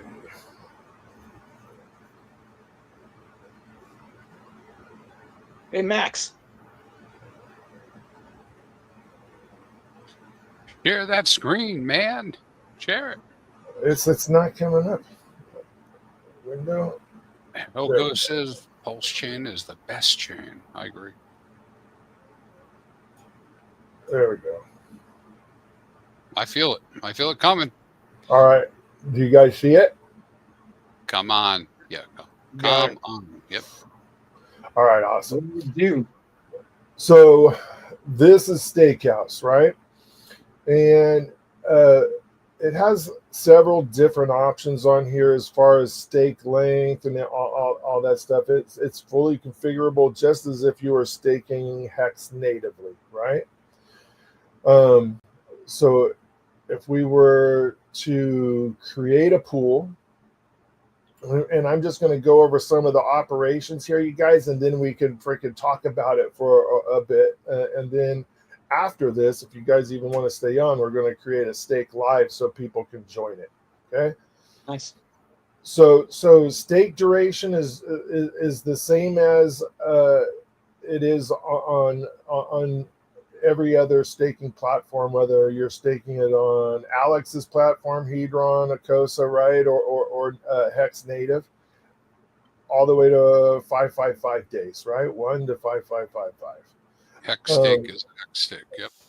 And then you can't, if you get it to a day, that if you wanted to get it to a 30-day stake, and you're having a problem adjusting this button, you can toggle it with the up and down arrow. So you can take it down 1 day at a time. Oh, nice. So I tried to make a 69-day stake once, but I couldn't quite hit it with the slider bar. Of course you did. So I ended up making a 72-day stake, which was, it's terrible. So that's the limitations that right there. That is a hex stake, right? This is where things get interesting, right? I can have an enrollment period of 1 hour all the way up to 369 hours, right? So we're going to do a week on the on the one that we're going to do on stream. I'll do the math on that for how many hours that is, but for conversations purposes, let's take it to 2 days, right? So if I took this to 48 hours, that's how long people have to enroll in this stake with us. So it is a 48-hour period, and I could take my hex, deposit it in this stake, and it piles on top of Crispy's, who's piled on top of Fast Abdul's. So we're starting to earn a bigger pays better bonus upside what we normally would, right?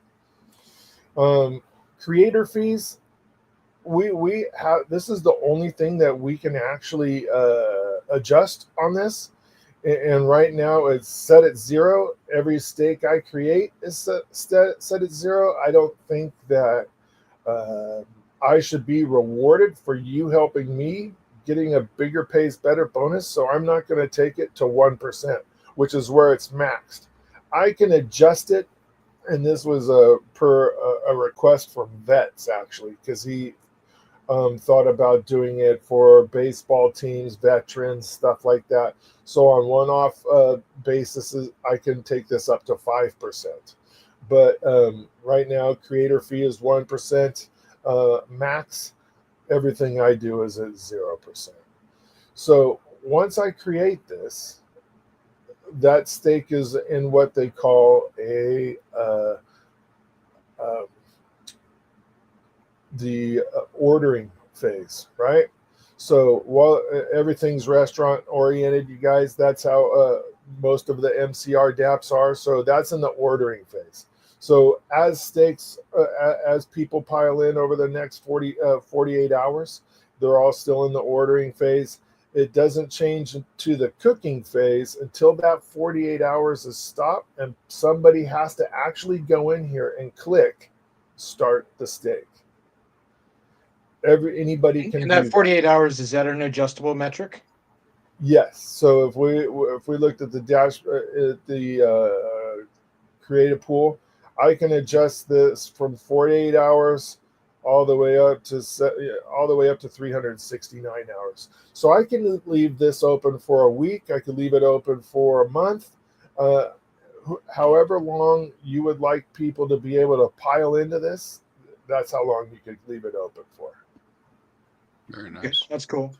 Very nice. And I do like that the creator fee is default to 0, but you can adjust it up to 1% for like a charity or something like that. Right. I could also see if like somebody put in was a mega whale, right? Like if you put in whatever, $1 million worth of hex into the stake, then people, and you set it at a 1% fee for others to join, that might be, you know, the reward might be justified. So even the mega whales, you guys, right? If we think about how hex staking has gone, has there? Crispy would probably know this. Crispy is like having Chat GPT for hex on stream with us. Has there ever been a person besides the OA maybe that has maxed out the bigger pays better bonus at 150 million hex? Yes, right. Because you got Godwell out there that's done much bigger than that, I believe. Godwell did. Yeah, I'm pretty sure. What about Maximus DAO? Do you remember theirs? I was just looking at it yesterday. Yeah, that of course that was a big one too. Yeah. Yeah. So Yeah, did they hit it? Yeah, not There's many. been a couple of. There's been a couple. I'm sure. I like that. I like the idea of that quite a bit. Yeah, I mean, getting more. Right. Getting 10% more power out of it, and yeah, I'd be willing to trade 1% for that. For sure. Also, if you take a look at some of the stakers that were going out for 45, 30-day stakes, right? One of those guys in particular that I've followed while this was being built had like a rolling 40 to 50 million hex that he was putting in and out, in and out, in and out, right? And scraping the yield. If he started a stake like this with 50 million hex, and all of us knew that our starting bigger pays better bonus was going to be 50 million hex, and he left that pool open for 48 hours, how many people do you think would join in that pool? Even with a zero creator fee, right? I would go buy hex to join it if all my hex was staked, right? Just to be in that pool, because I know that my yield has already got bumped up considerably. I would love to see a whale do that in here. And I think it would be a pretty awesome. I would like to see this protocol hit the 150 million limit one day, but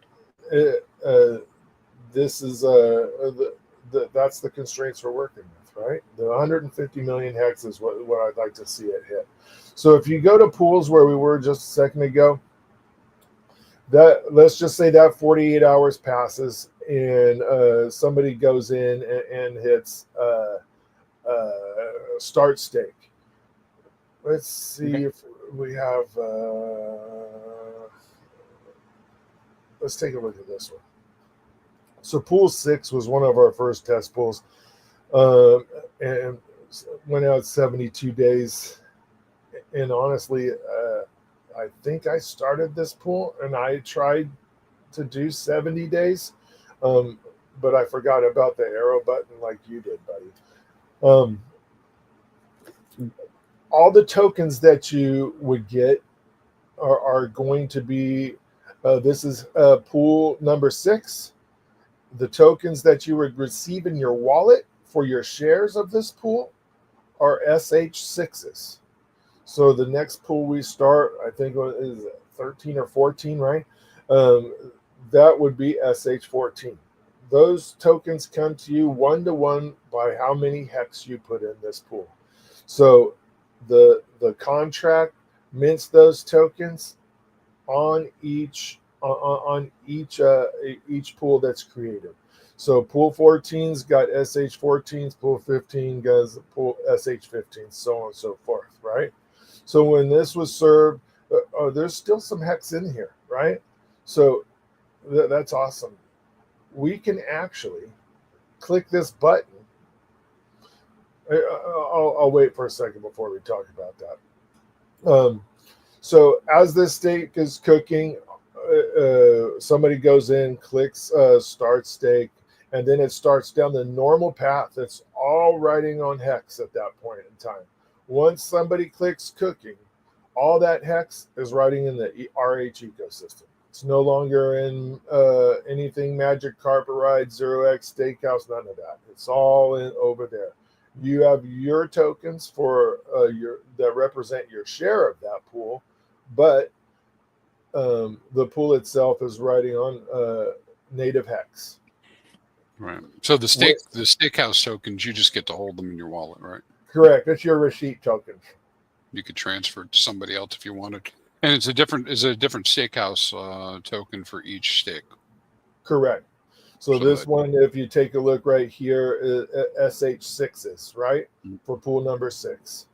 Yeah. So, and just you want me to speculate, or you want to just continue with what you're doing? No, go ahead.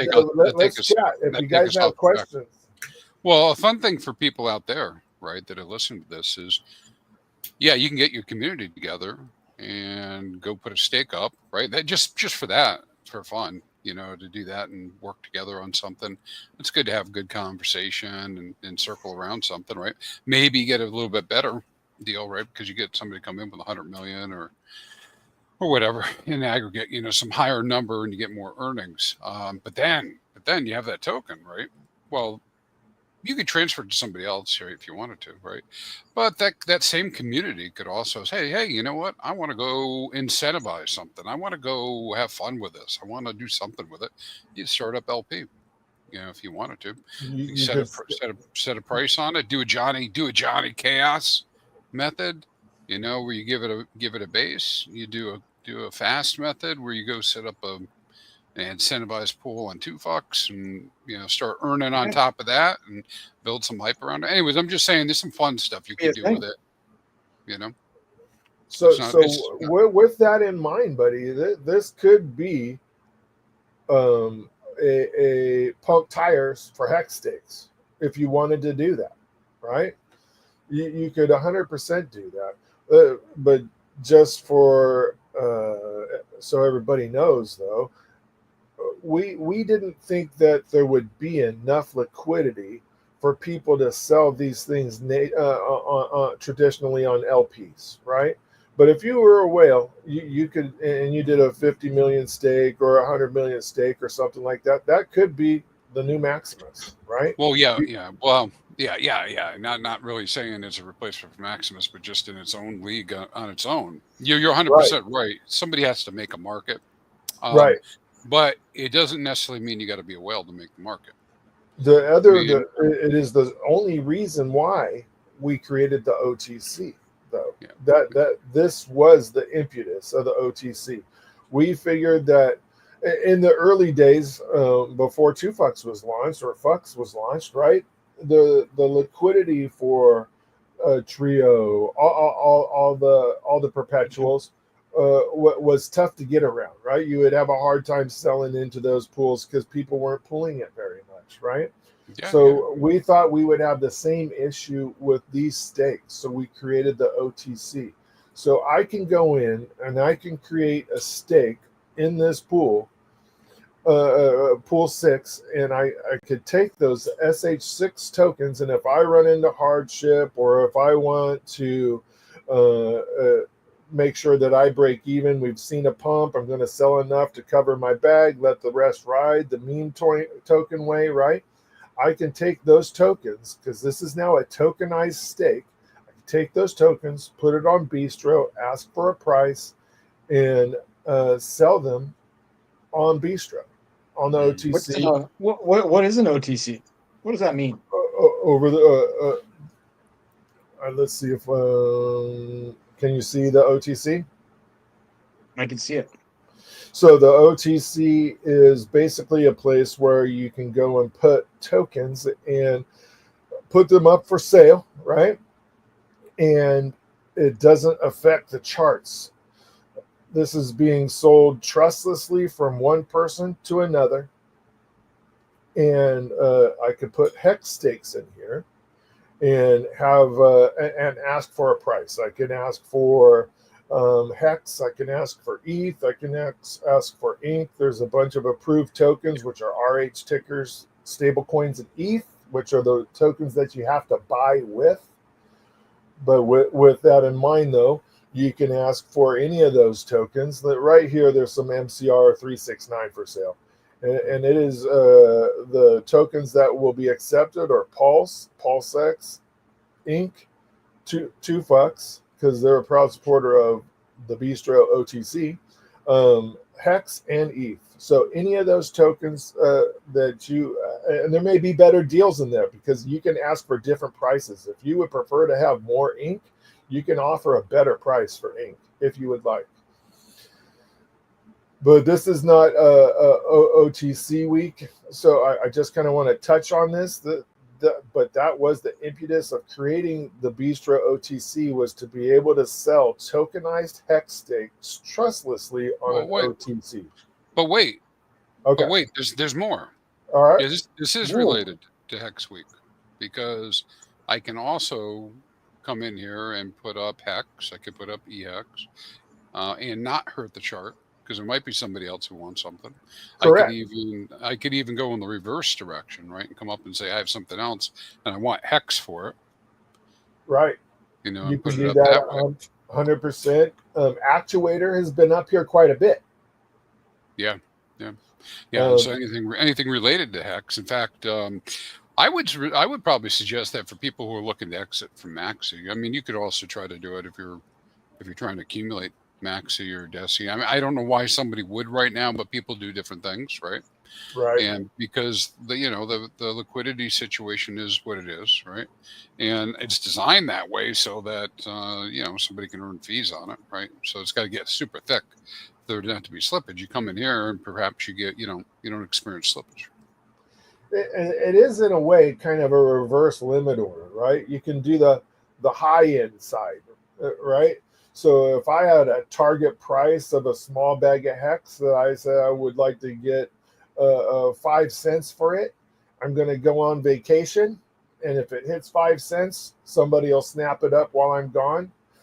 It's different than being on V3, because if it retraces, you're going to come back to the same tokens you had, right? This is not that. You can actually put that HEX up here. If it hits 5 cents, somebody's going to buy that HEX. People are watching this in the MCR Telegram room. There's actually a bot that shows new listings on the 0x Bistro tab, right? So you can actually see what's being listed, or you can just pull up the page, right? But it is a sell order in a way. It just depends on how you look at it. Yeah, sure. I mean, in terms of what it does, but I mean, it doesn't show up any chart anywhere. Doesn't show up on the chart. So I could come in here and sell 100 million HEX, and if the person that buys it doesn't sell it, that HEX didn't affect the chart when I sold it or when he bought it. Just went from a wallet to a wallet through this contract trustlessly. And how much slippage is there again? That is zero slippage. Okay, that's cool. I like zero slippage. Yeah, I suppose if somebody does come over here though and they're looking at it, you do need to read the screen, see what the offer price is or the request price is, and what the current value is on the market. Because if it's cheaper on the market, you might not want to do it. So with this, right, you have on MCR, 36% of this is bought up, right? And you can tell that this, just at a glance, you can tell what's a deal on here, what is not a deal at this point, right? This is kind of a slow period. We've had 2 or 3 pages on this before. Right now, we only have 1. And I think that's because Max is not as active as he normally is. But green means that this is below market price. This is below market price, right? White means that it is within, I believe, a 5% range of market price. So right now, market price for this is a 5 and a 1, and we're selling this at a 5 and a 2, right? So it's right there. But if you subtract the slippage that you would receive for buying this big bag, and you don't have to pay slippage here, that's a whole nother ball game. That makes this better than market price. Right. Make sense? It does to It me. makes a lot of sense.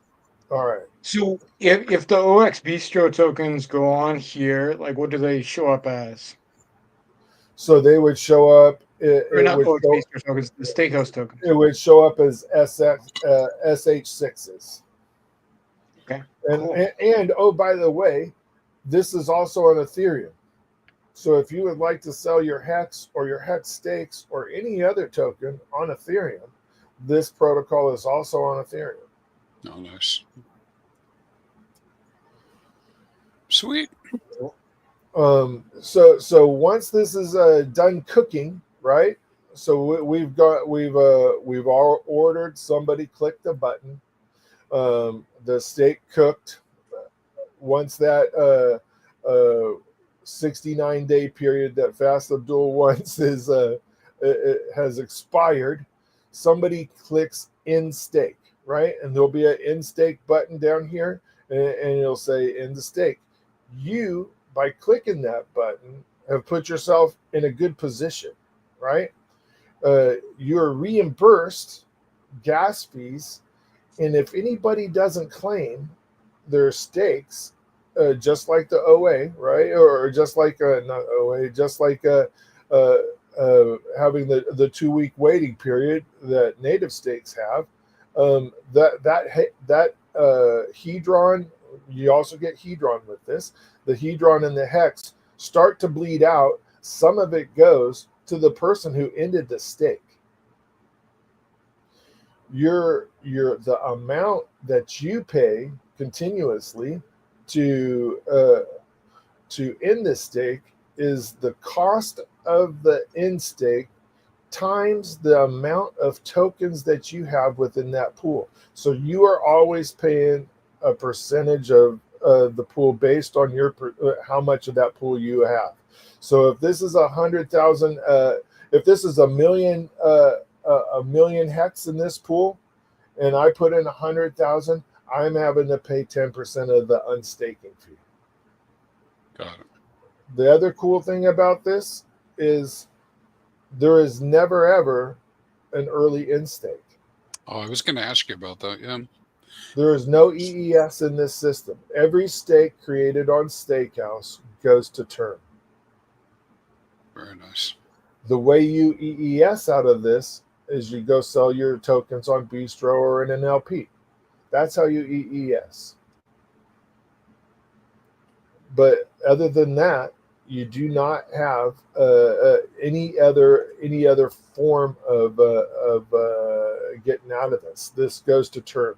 Once it goes to term, let's just say there's 20 people in this. Somebody went on vacation on a long cruise, right?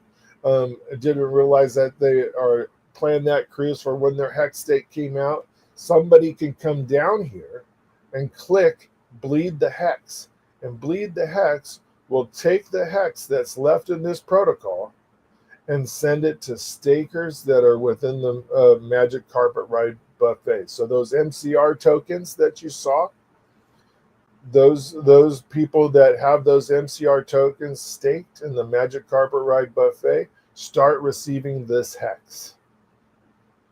Nice. I'm not gonna juice this guy right now. Somebody, now that they saw it up here, probably will.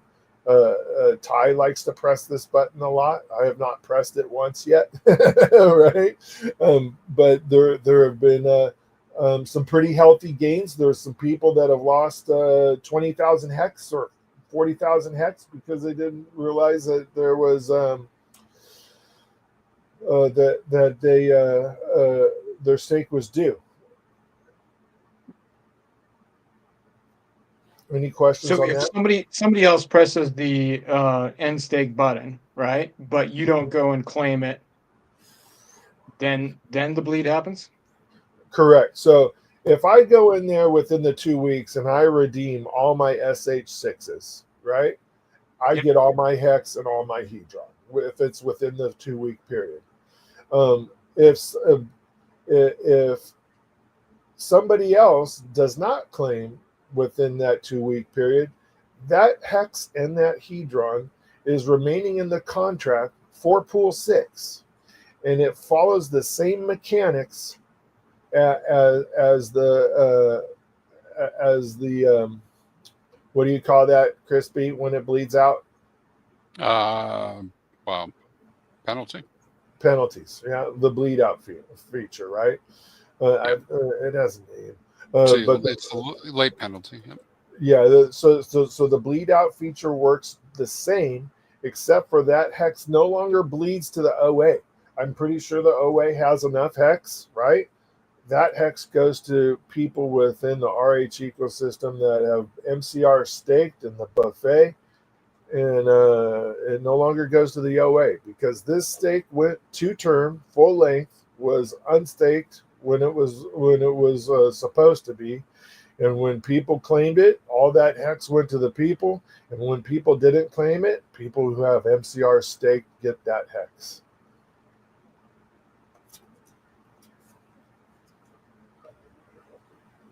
It's pretty simple.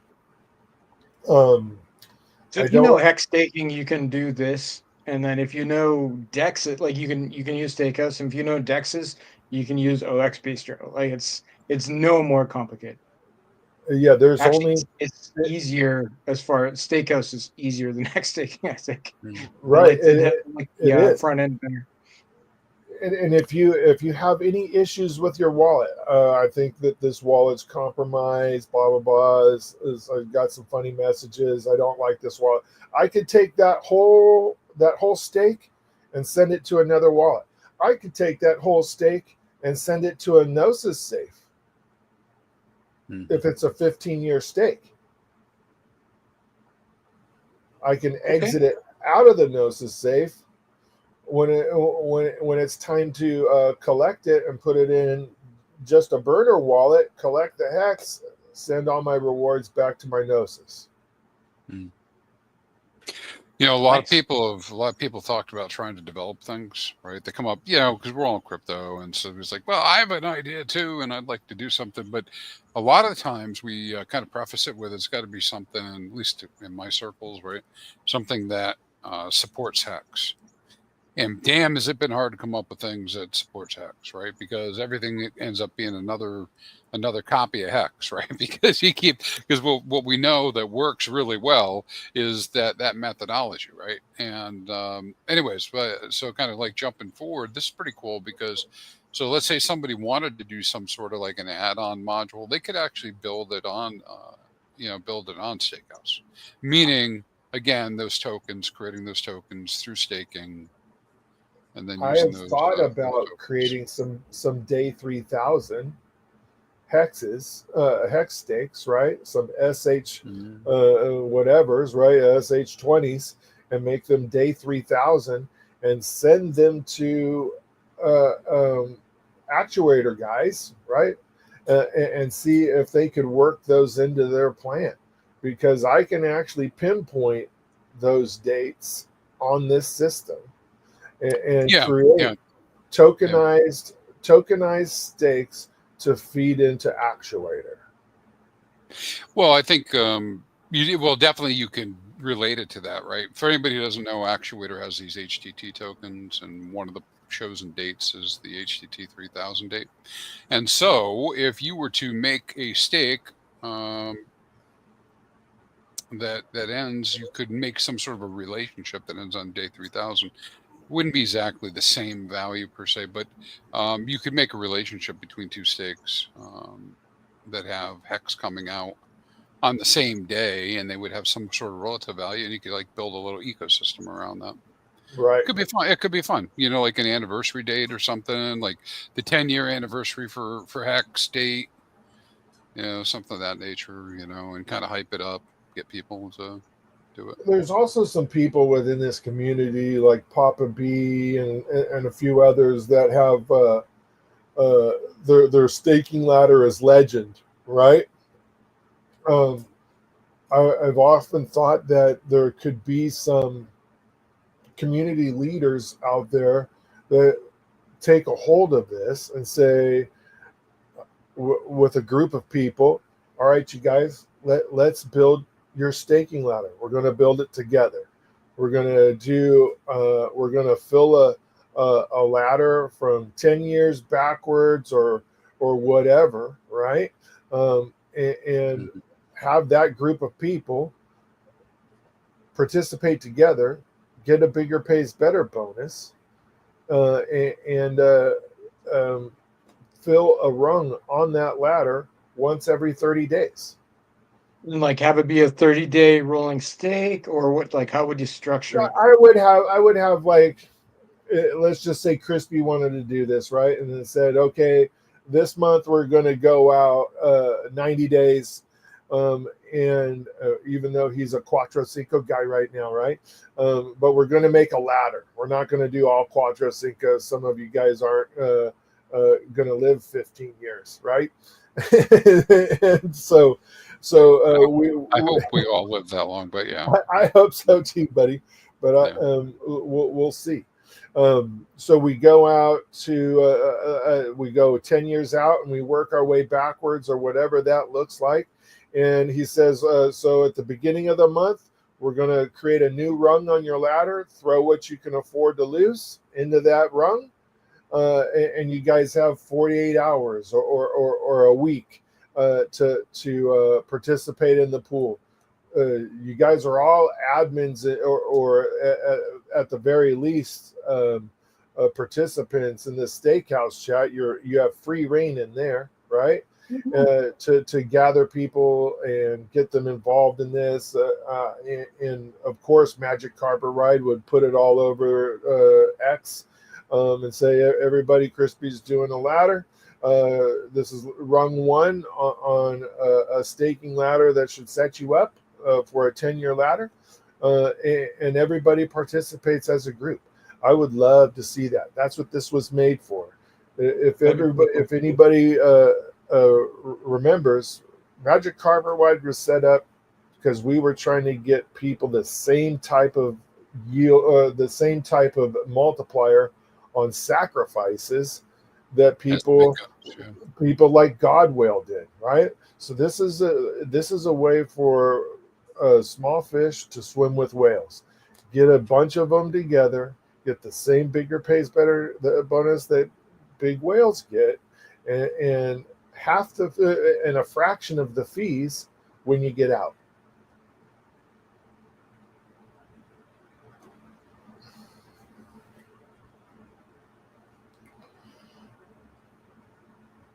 Let's see if this pulls out. You guys still there? Yeah. I'm getting ready for dessert. When do we get to dessert and then bidet? Well, we could do buffet first. I was looking at buffet. So there's no tokens in this wallet. Otherwise, it would show people. There's hex in there in my personal wallet. There's hex in there for me to collect right now. When's the steakhouse party happening? We're winning. I want a steak right now. Are we staking it until we making it? Steak. So I see Monkey in the chat. Monkey would join. Well, I just wanted to. He's doing a shout out to you, really, and everybody else. Yeah, there's a lot built on Hex. I think there's a lot more built on Hex than people understand. I think Morales would join. David Morales, he's a big time Hex guy. Yeah. I think it's a pretty cool platform, you guys. And it's not getting the use. For one, when we named it, these are the roadblocks we hit. The second we named it and we came out with it, we said, "Oh, we're making Steakhouse." Richard said, "Good news, we're all publishers. We're no longer stakers. We're mine houses. We're mine houses. Publishing house. Yeah, we're publishing now." And then once we launched it, then the OA did a giant stake, right? So everybody's kind of sleeping on hex staking right now. But I do believe that T shares might see some significant gains over the course of time as this marketing plan that Richard Hart is putting forth. I think, and I'm not one of those guys that is sitting around for Sack Daddy, right? All these things that you just saw me go through that we built over the course of 2 years, we built knowing that there was all kinds of heat on Richard Hart, and he may never come back, right? So we kept building though, because we knew that this would be good long term, whether he was here or not. But if any of those little chunks of those little bars that Hex Kong showed actually get EES'd, Steakhouse people will benefit from that 100%. Yeah, I think the gamification of, playing these different types of games in crypto, like pulled stake, you pulled everything. I mean, once a product gets big enough, there's always going to be pulled products built on it. But yeah, it's just where's the newcomers are going to come in that want to play the games. They're going to do meme coins, stake Hex, maybe both. We'll see. Yes. Gonna make Hex 10,000x again. Hex.com. Hex.com. Is it time for us to do the stake live now, buddy? It is time. All right. Crispy Fast, feel free to hang on, drop off, whatever you want to do. But we're going to do it live. We'll do it live. Let's do it live. I want to see the stake go up.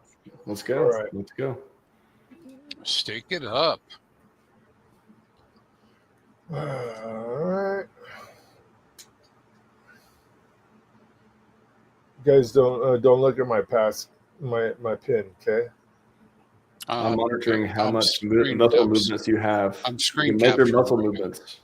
I'm zooming in on your glasses, capturing the reflection. That's what I figured. Everybody's getting the reflection of my pin. I see that you wrote the seed phrases on your couch, right? Yeah, exactly. This is There's some writing on there. What's that all say? I even have a gold key. Gold key signed my couch. So this couch went to the original HexCon or PulseCon, right, in Vegas with DJ Lethal, and this was at the party. Hex That's bullshit, Siren, KG. Where's my couch? Freddie Quotes. That was the Power City party? Bullshit. Yeah, this was at the Power City party. I remember that couch. Yeah. I think I forget who's under my butt. I think it's CZ. I'm sitting on CZ right now. No, him and Coinbase guy stopped by to No, CZ, the blonde. The lady. Oh, Yeah. okay, gotcha. Changes the whole setup completely. Yeah, it does. Keep this family friendly, triplet dad. Changes the whole thing. This is the greatest thing I have ever seen in my life. This is amazing. So this wallet that you guys are going to see, this is our original sacrifice wallet. MCR did run a sacrifice, right? And we're one of the few sacrifices that kept all the hex that was donated, all of it, because we were going to use it for this. So back to Steakhouse, we're going to create a pool. Disconnect. Hold on, you guys. MetaMask is giving me an issue here.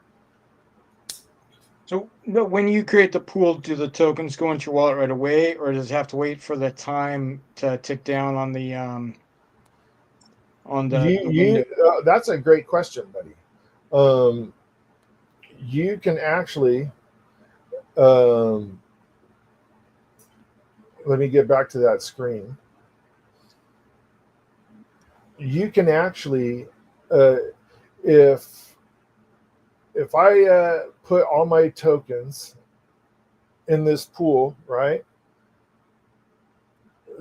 if I put all my tokens in this pool, nobody joined the pool, so the bigger pays better bonus isn't that great, and somebody above me opens up a pool that is more attractive, as long as this hasn't hit step 2 and is cooking, I can put all of my tokens back into this pool, get all my hex out, and the only thing you have to pay is gas. There's no fee or nothing like that, and go into the other pool.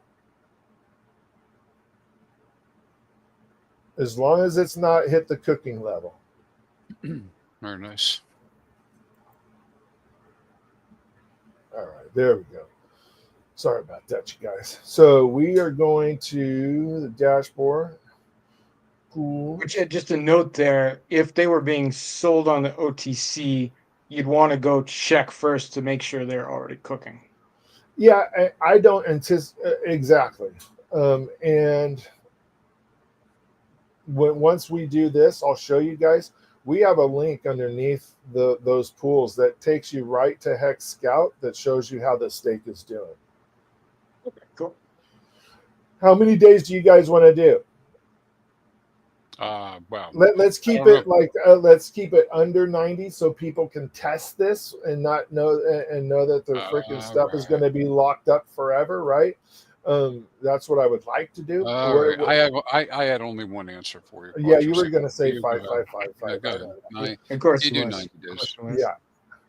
Well, like when you make this steak, can you set it to start cooking immediately, or is there always a window? It's always at least a 1 hour window. Okay. Yeah, fair enough. You want to do what would you like to do, Max? By max, do you mean fast? Or No, fast? He's not on. Oh, he's gone. I can't see the screen, you guys, because I'm on the. Oh, so okay. what would you guys like to do? He went incognito. What if we do two? What if we do one little one that's and just set it for an hour to expire? Put that one on the OTC like right away, right?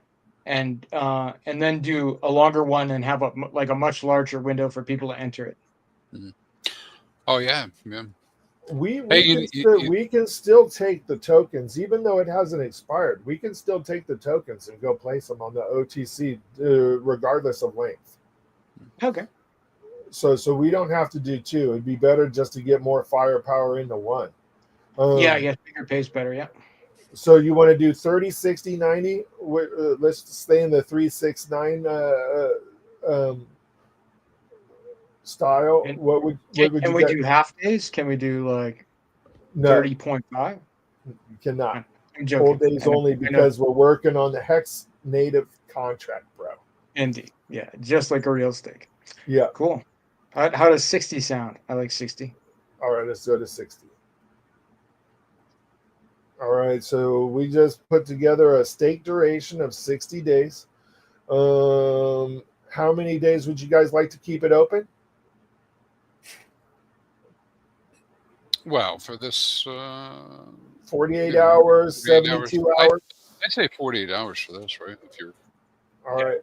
It's not very long, so you don't want to 48 hours. Takes a week off steak. And we're gonna leave it at 0 creator fees. Okay. Mm-hmm.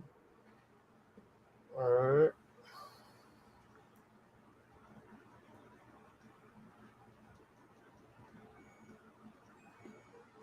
And how much hex is going into the steak? So in this, so we're creating it. Confirm. Accept. All right, waiting for transaction.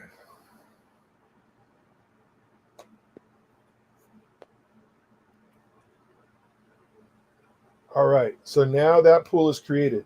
Just because it doesn't default take you to your pool, it says click here to go to your new pool, right? I have oftentimes said, oh man, it didn't create, and I do it again, and that's how some of those had 0 in them. My fault. But click here to go to your pool. Oh, lucky 13. Awesome. So this is going to be pool 13. And just to give everybody a bump up, right, I'm putting our whole balance in there. which isn't a whole lot. 800,000 hex. Okay. Oh, that's a lot. Confirm. What's that? Is that $8 grand?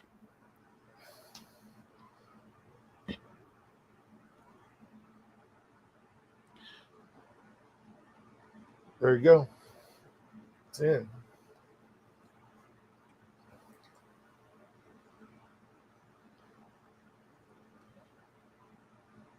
Yeah. Hey, so I see Crypto Ewok out there in the chat. So you can come in here and do a Quattro Cinco, Mr. Ewok, and then turn around. I would love to see some and then Quattro airdrop, Cincos. and then airdropped all the tokens to other users. You could do that. You could, yeah. You'd really have to let You them could make an entire ecosystem based on this of like, you know, layered tokens and LPs and hex stakes ending, and you know, like you could really use this as the base for like a complete hex staking ecosystem with airdrops and farming and all these kinds of things. Well, it sounds like you can incorporate it without having to pay. Nothing against you guys, Marcus. You guys already built this, but rather than trying to get some dev to go build this for you and tell you it's $120,000 to build it, you could just plan to utilize this. You know. Yeah. I'm throwing numbers out there, but I mean, it's not uncommon to go to somebody who's dev and ask them about something complicated like this, and for that to be the price range. You know. That's the thing about what we've built. There is nothing that I've shown today that is a fork of anything. They're all freaking super kind of complicated, ground up builds that took for freaking ever. And I don't know if I would put 3 things in development again in my entire life. Mm-hmm. At the same time.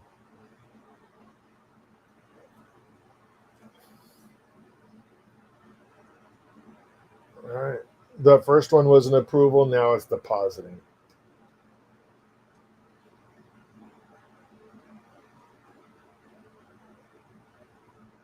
Oh, we did have a question in the chat. Did you do this on Ethereum or on PulseChain? It's on both. Oh, you did it on both, the same thing. Okay. Meaning the stake, this pool. The stakes are on both? Yep. Well, so now that balance that I had, right? Yeah. Is right here. So pool 13, that first 800,000 hex that's in there is ours. Magic carpet rides. So if I wanted to, so we're going to do the same thing on Ethereum, so people can play around with Ethereum. Okay. So to do that, I just click Steakhouse on Ethereum over here. Connect wallet. Unmask.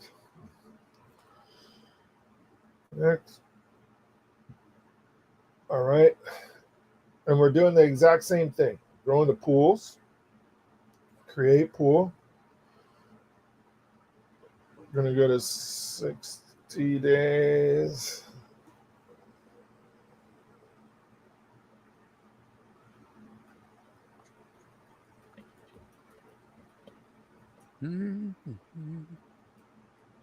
All right.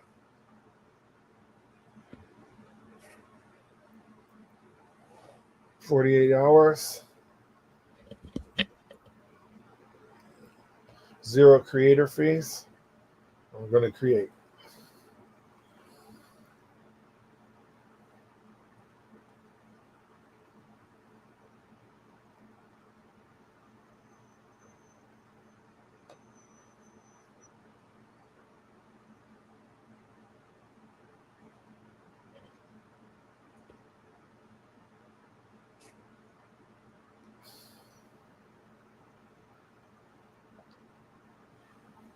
Click here to view your new pool. And over here, we're pool number 6. Going to take that entire balance. I'm going to take these numbers off just so it's even. Confirm. Yeah, see, David Morales, I got your back. had to ask.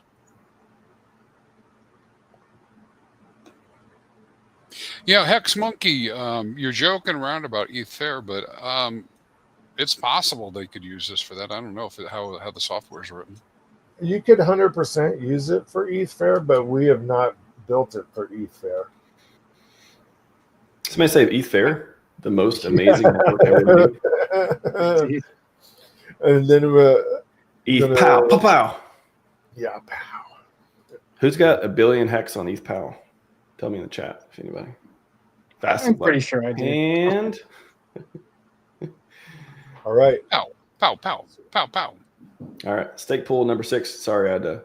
So we have a 60-day pool on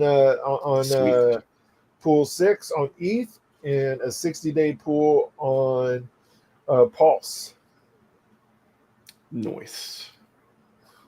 And just so you guys can see, if we go to pools, this is our pool. You can view the stats, right? So now we're into that pool, and this is the pool address.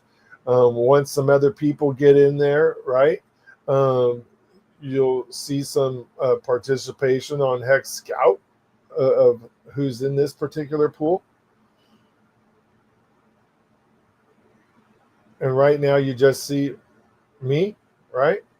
But it will pull up this just like anybody else, and it will start showing all the addresses involved, just like it's actually really cool how this works. I didn't think our protocol would actually interface with Hex Scout as well as it does. Hex Scout's awesome. Yeah, shout out to Hex Scout team. Yeah, they're badass. And Pool Creator, that's us, right? That's the wallet that all that hex came from, this 305 number, and we're all good. We're both of those are set up. Now, if you guys wanted to, we could do that another day because I know we have another thing coming up, right? There is a panel imminent, but we got a couple minutes. Yeah, well, so if we wanted to, we could go get those SH16s and place them on Bistro, and we could sell them. So maybe I will do that after today, right? Maybe I'll throw some SH16s for 1 hex a piece up on the Bistro, so you guys can participate in this. And when you do participate in that, and you have this view, my view shows that I'm a participant in this, right? It will show that you're a participant in this. This needs actually, Fast Abdul, you're right. We need to wait for this to go to cooking before those SH16s, because normally it would say my balance of SH16s right here, and it doesn't say that yet. That's good though, because that's a failed safe. Somebody couldn't get those and then try to sell them and then cancel it. Right. Well, I can cancel it, right? So if Crispy Man was to start a pool right now with 10 million hex in one of his little play around wallets, I can actually withdraw all of my SH13s, right? Yeah. I can withdraw them all, and go into Crispy's pool. But I guess there's no risk. Like if you sold SH13s, like you can only reclaim the ones that are in your wallet. So that other person would be the one who got to reclaim. Right now, no matter who holds it, whether I send it to you or it goes through Bistro or Crispy got some given to him in a drawing, all of those SH13s right now before the cooking starts is worth 1 hex. So I have 756 SH13s. And that's how much hex I put in the pool. So I can go redeem those for my hex and get it all back. No fee, no nothing. Do not forget about if somebody put a creator fee on it, though, you guys, that fee does go away right at the beginning. Do you want to explain the staked hex initial transaction, the SHIT one for this one? Pow pow. Had to get one in. You kept saying SH. I was like, SH. Very good. That sounds so familiar. If those are only an acronym for SHIT. Yeah. Stake exit initial transaction. That does not exist. I just made it up. There you go. This will be famous for doing the Steakhouse initial transaction live on the HEX conference put on by RHMax. Boom. Love these hex events. They're pretty good. Hex Week 2025. Is that where we're at right now? We're at Hex Week 2025. So that went pretty flawless, you guys. Aside from me needing to connect this wallet, everything went off without a hitch. Let's go check our Steakhouse on ETH1 just to make sure it's up and running. PulseX view. Oh, we did the approval. Deposit. The first one that we did was just the deposit. What kind of? I mean, ETH fees are we not looking at today? it was just the approval, not the deposit. What's your ETH fee for staking today? Oh, I should have checked that. I don't know. $700. $4,000. It's a good question. I don't know if there's any ETH in that wallet. Well, it has to have some because it created the stake. There is the Ethereum upgrade where you can pay.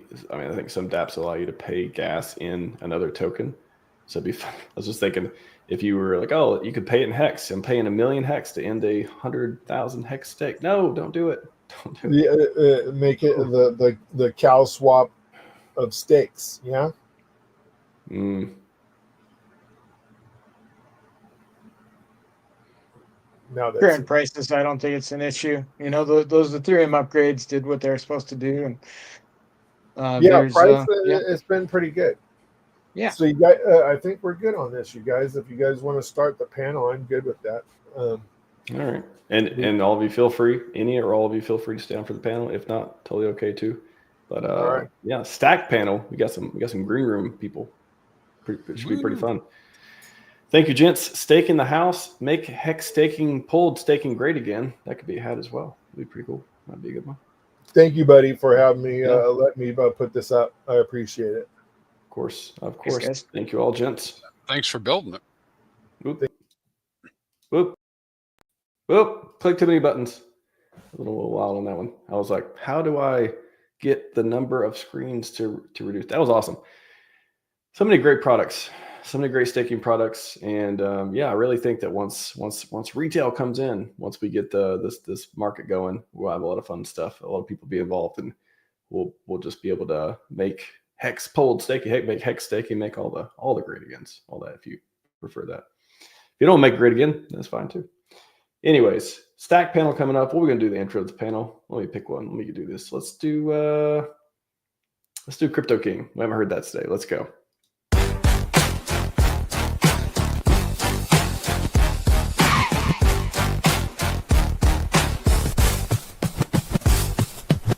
Years old, already reading fast. Gifted school couldn't hold him back. Special program, logic and code. Humble roots, but a genius mode. Dad fixed AC, delivered the news. Taught him to hustle, never to lose. Car stereo business, teenage dreams. Online platforms, building schemes. AC company, adult store too. Browser optimization, revenue flew. 60 million yearly, success so sweet. Semi-retired, but never complete. Reddit showed them Bitcoin's like blockchain future burning bright. Who is Richard Hart? He's taking control. Hex and PulseChain, that's how he rolls. I'm not fucking around, I'm here to take over. Crypto revolution, he's the composer. Who is Richard Hart? The king of the scene. Building tomorrow and blockchain dream. I'm not fucking around, I'm here to take over. Digital freedom, he's the bulldozer. First blockchain CD, Hex was born. High returns while others were torn. PulseChain launch, eco-friendly way. PulseX exchange, a brand new day. 27 million for research and health. Longevity research benefited from his wealth. Inspired the millions to break their chains. Financial freedom, healthy gains. Fighting scams with all his might. Protecting users, shining light. And Safe came knocking at his door, but he fought back and won the war. Who is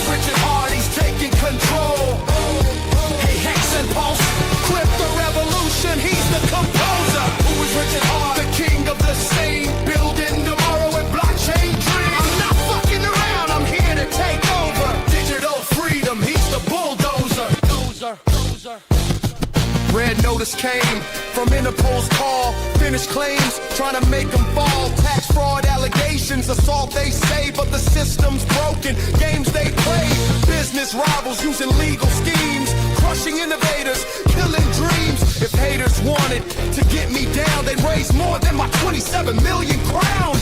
Diamonds worth millions, watches and cars. DC allegations reach for the stars, but he denied it all. Stood his ground, blockchain freedom, that's what he found. Won in court, they didn't appeal. Justice served, victory real. Ecosystem vision, wallet and all. Independent blockchain standing tall. Bitcoin and Ethereum left behind. Community value, peace of mind. Richard Hart, he's taking control. Revolutionary leader, that's his role. I'm not fucking around, I'm here to take over. Second crypto wave, he's the composer. Who is Richard Hart? Controversial king, sparking debates. Freedom he brings. I'm not fucking around, I'm here to take over. Crypto's future, he's the takeover.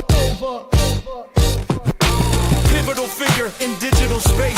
Influential leader, setting the pace. Building community, advocacy strong. Richard Hart's story, the crypto song. I'm not fucking around, I'm here to take over. I'm not fucking around, I'm here to take over.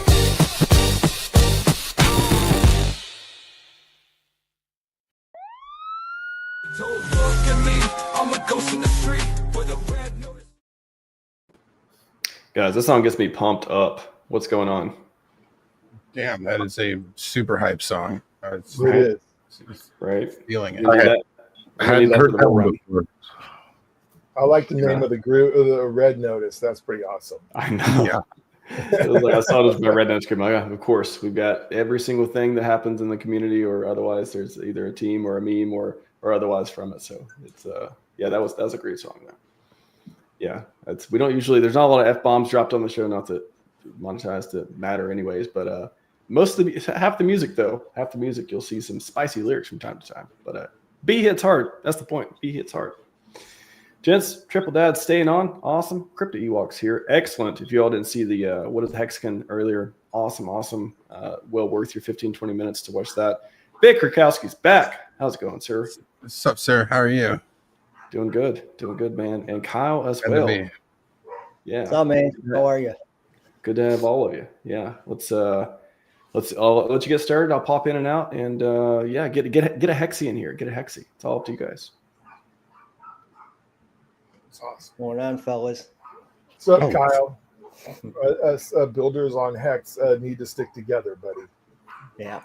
Dude, I'm looking at Bistro. Virtual fist bumping you right there. Boom. I'm looking at Bistro, man, and not to take away from Hex at all, but I don't know why people aren't using this as much for tax tokens. I didn't realize you guys accept tax tokens on there. That's huge. Yeah, we do. That was the thing, right? Was all RH tickers. Anything that had stability to it and deep liquidity pools, right? We decided to take everything RH, except for pump tires and most, right? And stable coins and ETH, right? That's what everybody likes in this community, so that's what we took. Yeah. No, I mean, like, you can actually put up for over-the-counter trade. You can put up tax tokens. So, I mean, I would definitely market that towards like PTGC because I don't think they have a transfer tax.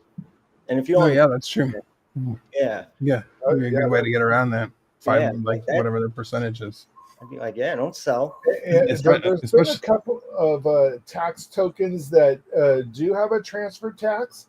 Some do. We've helped them out. They've whitelisted that address. Oh, nice. So there is a possibility of doing that if there's anybody out there that's listening to this that has a tax token and they would like to whitelist it. That's a possibility. Let me know. Yeah, it's huge, man. I love both of them, Steakhouse and that. A lot of possibilities, definitely. Have you seen much action with the Steakhouse? There's not. As soon as we launched it, the OA did the stake, right? So that whole plateau of stakers has affected us greatly. But we're trying to get the word out so people understand that everything in this is trustless, right? And if you're going to stake and you go and you look at that chart of all the bars of where everybody is coming out over the course of time, right? You might as well be with one of the other guys that's on that bar, so you both can increase your hex, right? Yeah, for sure. That's the whole point of it. I had a question about the ETH side of that. Whenever it's done, and you said you pay a portion if you have 10% of the pool, you pay 10% of the gas fee. That's exactly it. So who pays the rest? So if you end your so stake, the guy that ends the original stake, he pays the whole gas fee, right? Okay, and then he gets reimbursed, and he gets reimbursed over time. Mm-hmm. He also has you don't even have to be a member of the pool. You don't even have to be a guy that's in that pool that has any of those Steakhouse number 6 pool tokens, right? You can do it, and you can profit off of it, because if anybody forgets, let's say Big Kurkowski goes on a long vacation, any of the tokens that he doesn't claim, a portion of those go to the guy that ended the stake. Oh, that's pretty cool. So it incentivizes, somebody to pay attention to it, even if they don't have any stake in the game. Right. You'd always want to be the first one, right? Right. Yeah. That was the thing that we saw on other platforms, right? They're always waiting for a benevolent wallet, right? Who's going to end this, right? And we wanted to take the benevolent out of it and code it in, so that guy got paid. It wasn't as benevolent. It could be benevolent if everybody chose to get everything out and everybody ended their stake, but he got fully reimbursed. So what's the difference, right? Yeah. Oh yeah. I mean, like the idea that somebody's going to benevolently unstake your stake early or on time, properly for you. We've seen we've seen people pay attention to some big OA stakes and maybe Godwale stake that might have, has even had a late stake before. So no one's coming to save you, no matter how big you are, So yeah, having that feature, it's pretty good. John Wick saved us. Oh yeah, that's right. He's the one who did the OA stuff. Yeah, there was people that were paying good accounting for big stakes. Yeah, just to make sure that didn't bleed. Those same people would end a stake here, especially if they get paid. Yeah. Oh yeah. I mean, incentivizing it works well. You see the buy and burn, and PulseX never gets very high without somebody coming along and making sure to scrape what they can off of that. Even though it's like usually, by the numbers, they're making pennies, but they're still taking it. The one thing nobody asked in the chat was it does not support Communis, but it does support Hedron. So when we built this and we started with the code was like 3/4 of the way done is when Communis launched. So we weren't able to, without significant cost, go back and put Communis in the mix. But that is what it is. I mean, some would just say that's bullish for communists, Yeah, exactly. Less than that. That's true. It's a good way to look at it.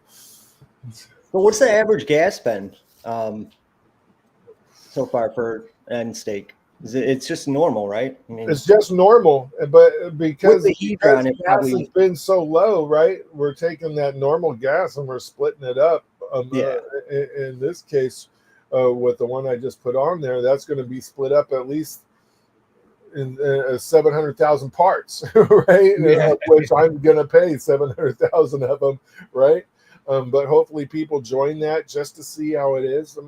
Putting it out there for that many days, I think people can go in and take a look and see how it works. We always put alerts up on our site when these stakes come in. I don't want to bleed people, right? Yeah. Especially when that 2-week period hits. If there was a way to notify people to a wallet and it showed up as an alert on their phone or their laptop, I would. But right now, the only way to do it is through our Twitter page and our Telegram room. But we always alert people, hey, pool number 13 is about to bleed. Go in there and get your stuff if you're in there, right? I've seen a function before where you can add something to your calendar. There's just a button that says click reminder to add to my calendar or to my Google Calendar or whatever it may be, but it's That's a good idea, buddy. simple button to add that you can just add that date right into your calendar, get a reminder yourself.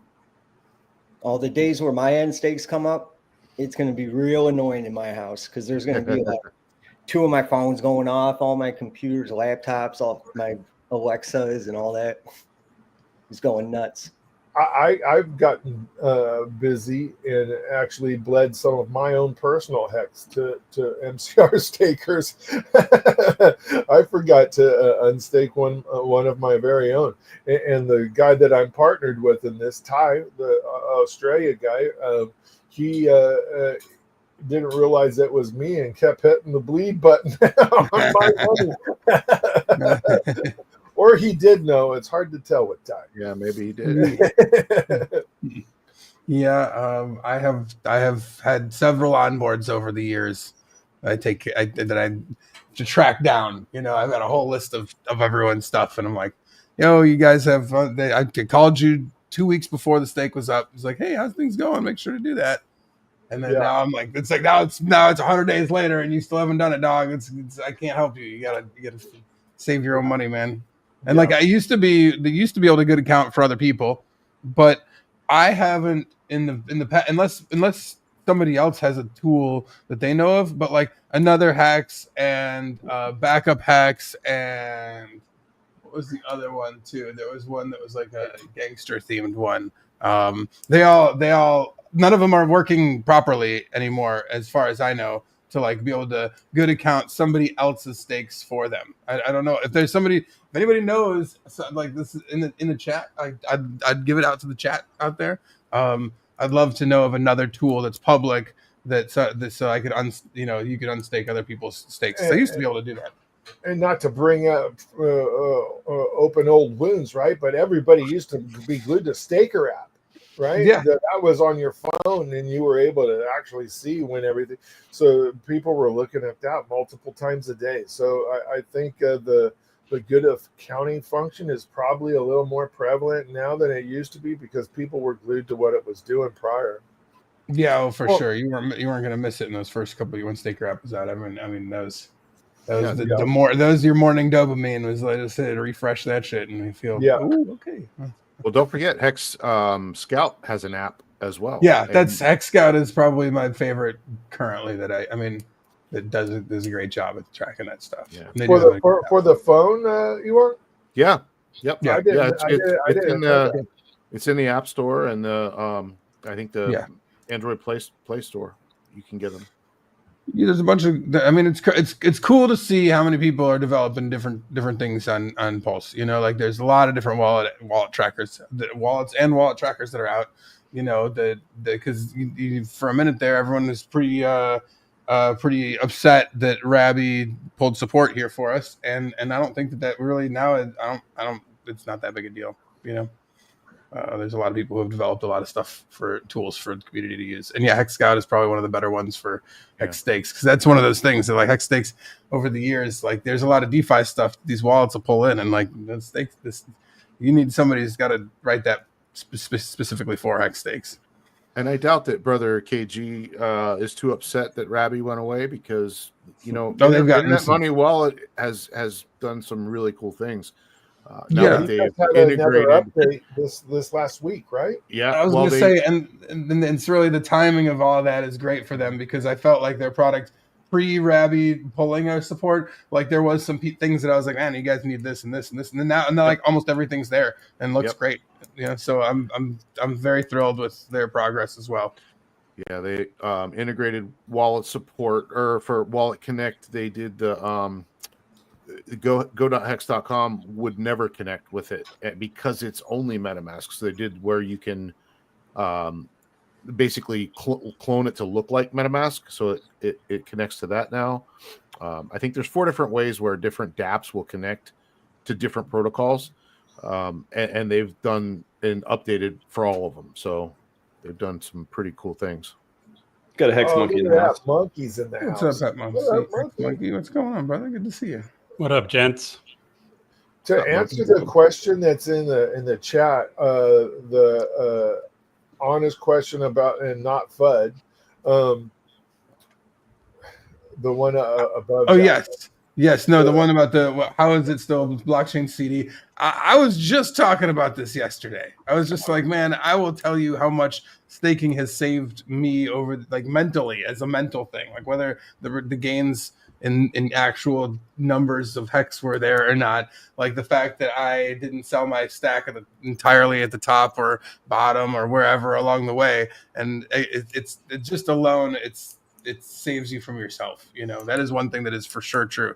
And not to mention that, like, we all know that it's dynamic. The APY is dynamic. So, like, it's not right now, it might not be the best time to stake or like to gain APY. But also on that, you guys, and this isn't just to keep pumping Steakhouse.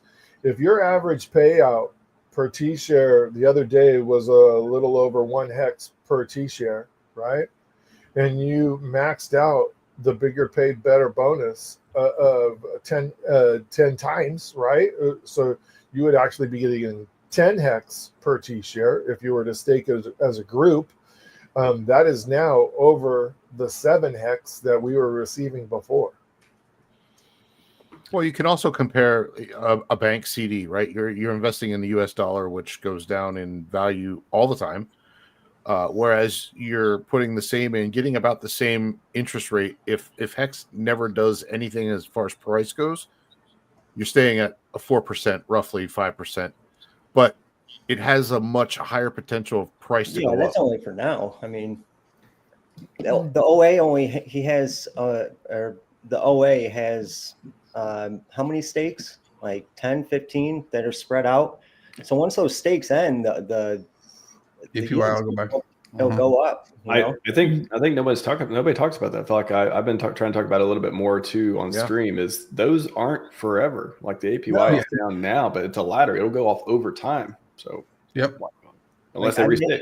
Made a list. But, yeah, I concur with a lot of what you guys are saying for that question. I don't think the value proposition for Hex has changed at all, and you guys just covered some of the reasons. But you can think of it as a variable. It's a variable rate CD with a lot of game theory. And then for a newbie, the question was about newbies. If it's a advanced kind of newbie, you can nerd out on the game theory with them. But you say, hey, imagine this is a foreign currency CD with a variable rate that, with the added factor that, okay, the OA just did what it did. It did a Federal Reserve type move to lower the rate. But that rate is going to start raising again because it always does based on the T-share. So, and you're left with price appreciation too. So back in the day, it was 1 hex per T-share per day, and then 2, 3, all the way up to 7. Now it's 1.5, and it's going to go up again. Even if those OA stakes didn't end, which they will, someone just pointed out, there's a ladder. So if the newbie says, hey, I hear the rate sucks now, you say that's just the current state as of today, but it over the long haul, it goes up and down. That's a good point. Also, that same game theory was applied to PulseX as well, right? So the bringing those APRs back to life could be part of a marketing plan. We don't know what's happening there. I think it could be. I think it could be part of the marketing plan 100%. Plus, I chime in on what Big K said. I for sure would have wrecked myself if I wasn't staked. Like, absolutely no doubt. I'm a terrible trader, terrible short-term doer of anything. If my whole bag was liquid, I would have either sold too early or dumped it all at the wrong time and been watching from the sidelines. Guaranteed. I like to do. Go ahead. And I'd nail like one part of it. You sell the top, but then I'd end up buying back in way too early. There's no way that I would have nailed it perfectly all for the past 4 years. I've made enough small timey mistakes along the way to know that that ain't my game. So I'm thankful for Hex staking. The system works great. If it wasn't, I'd say that just in the fact that you will care about this for longer than you thought you would when you make long stakes. I for sure didn't think that I'd be still live streaming 5 years later at a Hex Week conference. That was not my initial intention when I put together my staking ladder, but the life is long, you know, and you'd be surprised at how much you care, you know, when you put something out there for you. I It really goes hand in hand with what I said earlier about the changing mentality about a lot of things. You take better care of yourself. You become a better person. You know, get healthier. There's a lot of potential that can come out of it because you do want to be around. You want to be around the people that have also done the same thing. And it's just it's fantastic. Here's a fun fact about the game theory. Like people are all, it's very popular now to say, why would I stake Quattro Cinco? That's so silly. That's an obsolete idea. No, it isn't. Check it out. I took a break. Still doing it. I took a break from doing that for a long time, and then I started again. And here's why. Here's a fun fact. If you were to log in your wallet right now and create a Quattro Cinco stake, as of right now, projected in the future, you get all the inflation. Because in the last 5 years, you're like it. You're the final one in line. So it's like, see who can last longer. It's another like. Yeah, I think Crispy Man's just doing Quattro Cincos right now. Yeah, that's all I've been doing. That's all I've been doing too. One every month. I posted this question the other day: favorite hex strategy. What I've been talking about a lot lately is PLPL, which I think is maybe catching on at this point. Part liquid, part ladder. What do you guys think? How do you think about hex staking today? I still hear people making 5.555s all the time. It's we see it even bigger ones posted by Hexwell and all that on X. But how do you think about it today? What is the best strategy? I think nothing wrong with part and part as long as you do it intelligently and it's not something retroactively. It would have been fun to have 5 or 10% of the bag liquid to play with, just not the whole bag. Yeah, I mean, I would say that it really is kind of dependent on the person, like everybody's situation and everything is different, like there's some minimum amount of like, hey, you might want to stake more than $100 or something like that, just because I think that because of gas fees and everything else, even on Pulse, I mean, Pulse is just a fork of Ethereum. So like in some amazing world where everything's 100 or 1,000x higher, I did want to remind everyone that like your gas fees will be more expensive too, which is all good. But so just thinking about those kinds of things would be, I think, is minimum maybe. But like other than that, I'm like, man, just like whatever's right for.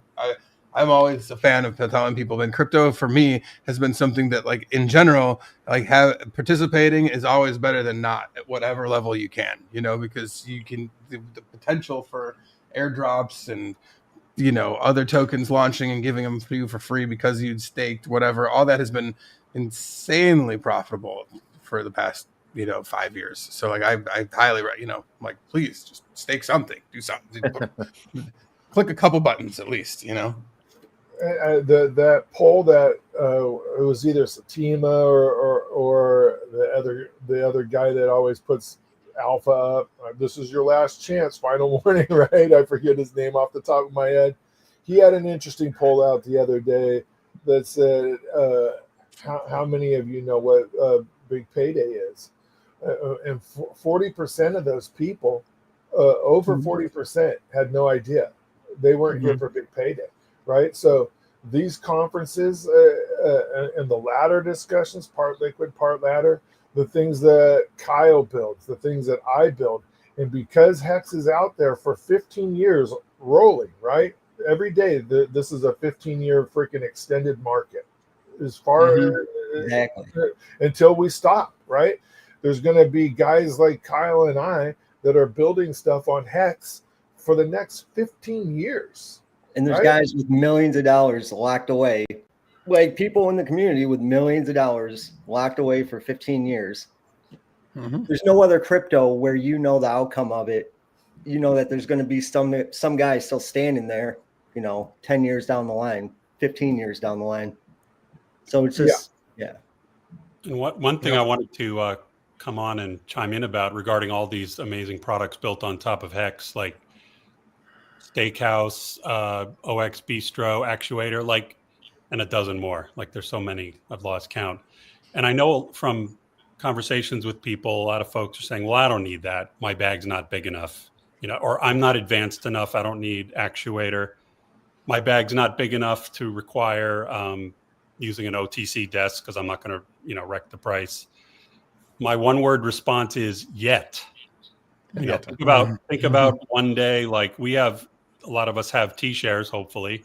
Well, in the future, folks are only going to have B shares or be able to acquire them new.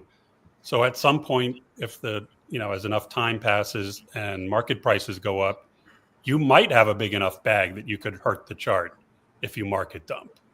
And we keep poking at Alex on Twitter, right? Because he's building something. We all know Alex. he is, right? Yeah. And similarly, imagine a deca millionaire, either an existing Hexican or like TradFi people come in. When you have that much money, you're going to want to research how to manage the yield curve and possibly go on actuator, even though now it may seem like a nerdy advanced thing you don't really need. So I recommend folks to keep an open mind for these products. Even if you think you don't need them, you might, and you want to learn them now when you get the opportunity so that if you need them in the future, you're prepared. You already know what to do. I've seen Pulse Ray Vision take between those 3,000s, 5,000s, 7,000s. He's been going back and forth between those on the actuator, and he's increased his bag of hex just by doing that. Yep. No, in the chat, the guy just said that his wife or his friend's wife. Oof. How would that even? No way. I don't buy it. DeFi. Splitting a staking ladder. I don't know where the seed phrase. What's the seed phrase? I don't know where that is. Sounds like a good time for a boating accident, right? Dog. It's a huge part of my existence. So if I was to get I'm married, and if my wife, if I got divorced, she would be like, "Your dog, where's all that?" She would for sure. Oh, we would for sure be trying to split up some hex stakes. Hex token. What's a hex token? No. She's very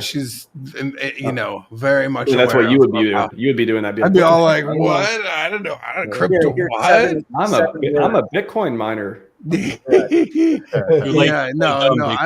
I am sure that there's some marital situations along the way that have come up over the years that make like you see some of these nukes and hex you see it, and that not all of those situations are things that people wanted to do that or just hacked. It's not like that's always what's happening, so I'm sure that's. I've seen some bad ones too. Like I think I saw one for like 500 mil, or maybe not 500 million, but it was a ton once, and there was only like 10%, 15% in, and basically just lost everything. Like what? Well, I'm guessing the person who did it just didn't know what was happening. I don't know. Mm-hmm.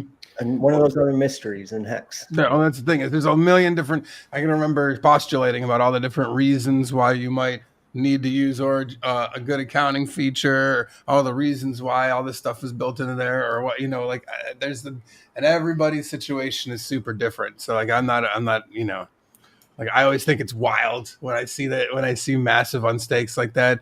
But I also God knows what life situation they're It's in. emergency and staking, and sometimes people have emergencies. Mm-hmm. Have you all seen this post by Johnny Chaos yet? Yeah, I saw it earlier. Yeah, that was a good one. Pretty good. He's so right. I want to get your all's reactions too. I think I asked this question a little bit earlier in the conference, but what will be your favorite gatekeeping that will stop gatekeeping? Once we explode, like what is the thing you're like, man, it just are we going to get rebanked? Shut up, debank.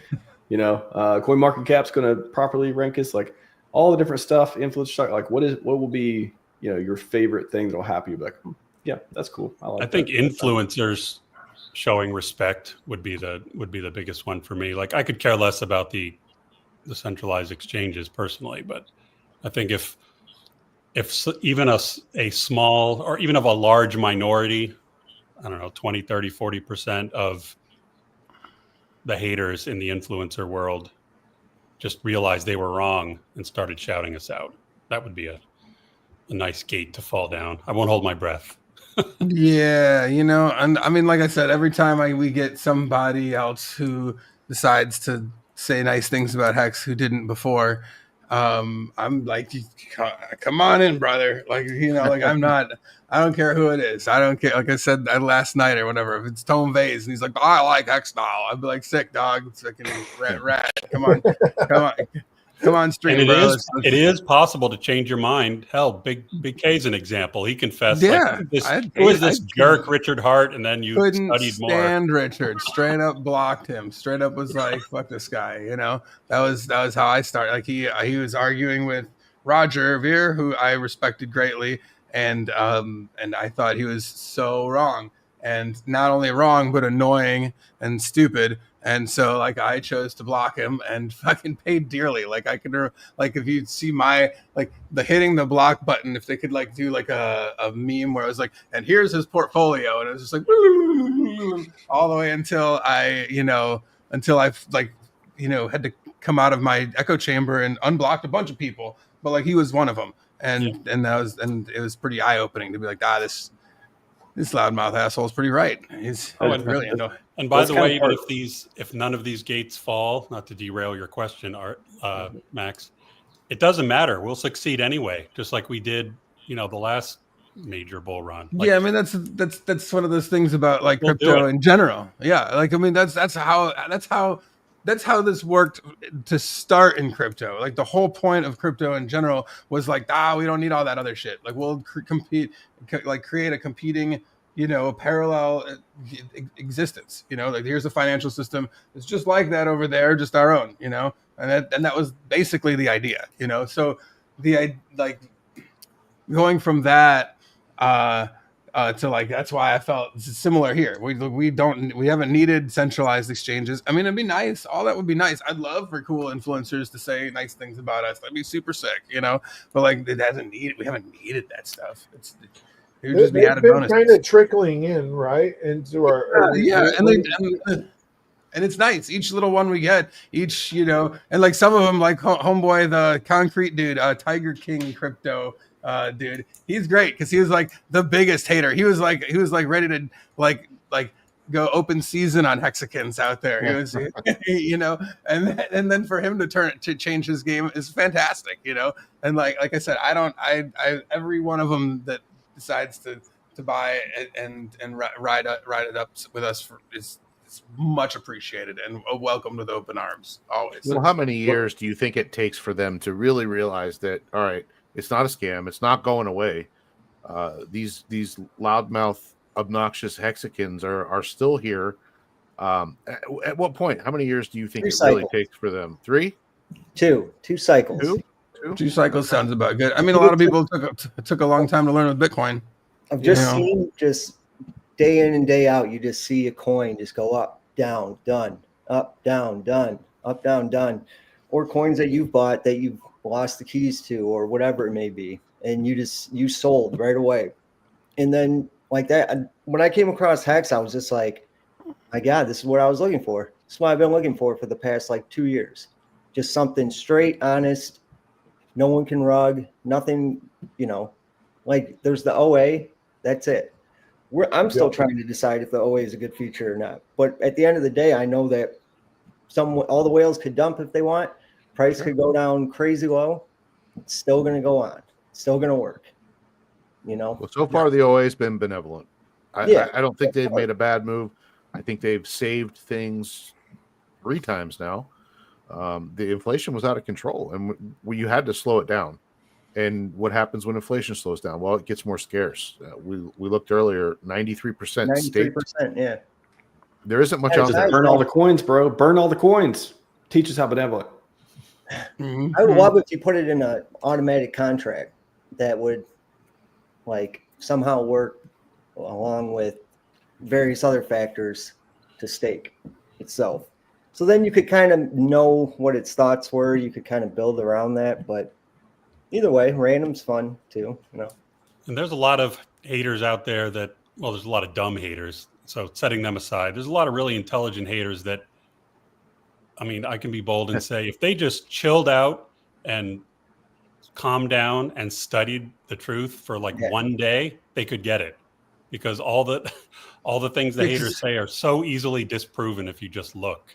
Well, I take it takes for granted the time that I got to spend in the early part of Hex and before Hex with like the now as it is the like the access to Richard that was pretty easy. Like if there's a question that was answered in a Telegram room, by him or by somebody, very very quickly. And like if not, you could ask him straight up on the stream. So a lot of this stuff and like how these little intricacies that were like, because there's a little bit there's parts of it where like Richard explain, he did it in the debate with Eric where he's just like, hey, what happens if somebody does this? You know what happens? And he's like, nope, I don't. And he's like, nah, I can't really. You don't get it? All right. Well, maybe later. Yeah. So say it anyway. All right. On to the next thing. And there's a lot of that stuff where like I took for granted him being like, hey, you ever hear De Beers? And like go into like a whole 20-minute rant about De Beers and how they've made diamonds as valuable as they are, And then he's just like, wink, wink, nudge, nudge. That's what we're doing here. Like that's part of the, like so. All those reinforcements for me that I'm like, of course the OA is a fantastic feature. Of course, like I bought into all that stuff, a long time ago and been reinforced by his like, hey, this does work and here's the reasons why. And like a bunch of times I disagreed and then was shown to be, I was like, oh, nope, he was right again. I made it like, there was a referral in the first year of Hex, and I made a crap ton off of referrals by handing out a QR code referral link for the whole first year. And like he said, hey, you can make a lot off of referrals, and I was straight up like, nah, Richard's crazy, whatever, yeah, sure. But like him berating people in the chat room and being like, no, dog, you guys are not doing a great job with this referral link shit, like got me to, all right, fine, I'll do it, fine. And then when I've got millions of Hex later, I'm just like, oh shit. Man, I would have loved to have been here in the first. I got here a year after. That would have been amazing to be in there when it first started. It taught me so much. Like I said, I wouldn't have had the marketing mindset that I have about how to like reach people if it wasn't for all of that time and like all that knowledge that I soaked in. So like now I look at all these features working as intended, cutting the APY. These are things that we sat around and postulated about for the whole that we'd be on stream talking about it. Like, man, what would happen if the inflation runs away too much, or what happens if we're in an extended bear market, or what happens if this or that, like lots of different scenarios posed and what could possibly happen. And it's super interesting and cool to see it actually playing out and to our benefit, to the system's benefit. Yeah, I think OA good. I don't think he's ever going to burn the coins. I think that the control is it's there for a reason. It's literally a feature. I think it's like a monetary policy feature. So I think. And in 2020, we were, right to be skeptical because it seemed, how is this possible that a guy could be benevolent when every other founder behaves differently? But now we have a 5.5-year track record. So there's almost no excuses anymore. Like you've 5.55 years, 5.55. Yeah. And there's how many projects built on it. There's how many people still supporting it. And this is during the bear market. Like imagine, that's what I keep saying, like when we get into up only territory, how many devs, how many people, how many new products are going to come out? How many things is Richard going to launch or otherwise? Hey, I got a hot take I want to throw at you guys. I've been trying to spread the word on this concept. Like I think a lot of people are going to be, or how do I put it? A lot of people in the community, maybe even the majority, are like, I can't wait for Richard to come back and stream all the time and rub it in faces and claim glory. I'm going to propose that not only is that unlikely that he's going to do that, but it's actually a good thing if he lays low. Like we don't need that from him anymore. Look at this Hex week. But I want it, Monkey. I want it. Oh, I want it. All right. I'm nostalgic for that time. Like I joke in the chat, like I just want him to come online and call me a retard again, please. Just twerk one more time, Richard, please twerk one more time. But there was not just even if we set aside the outrage marketing, like, how do I put it? We have so much momentum with, people like RHMax and then because he's here, so many others that are streaming, marketing, spreading the word. If Richard comes back and starts doing it, like we'd be tempted to more rest on our laurels and, put all our eggs in that basket again. Like we got to keep this momentum going. We don't need him to do that stuff. We don't need him to stream all the time. And if you're expecting that, you're going to probably be disappointed because it probably won't happen soon enough to make you happy, and then maybe it won't be often enough, and it probably won't be forever. So I would change your expectations to, hey, it's cool if he never shows up again. Yeah, he whatever did his we job, we can move on. Yeah. And be pleasantly and if he surprised. entertains us on the screen in the future, that's a bonus. What do you guys think? No, I mean, there's a lot of me that, well, I want I want him to come back to do a bunch of live streams and everything that I had before. I just want that again. Like, I've lived life long enough to know that usually awesome, cool stuff like that doesn't like, if it does happen again, it's different in some way, or it's, it comes at you from a slightly changed angle. He's going to do interviews to bigger names, or, more traditional media, type interviews. And then you'll get a lot less opportunity to interact, and ask questions or whatever, like there's going to, whatever we get, it's going to be different, and you're right. I think that we'll be okay without it. So no marshmallow coat with moon boots. I think we got that. That was like a, that was all part of it in the moment, but got that out of the way. Yeah.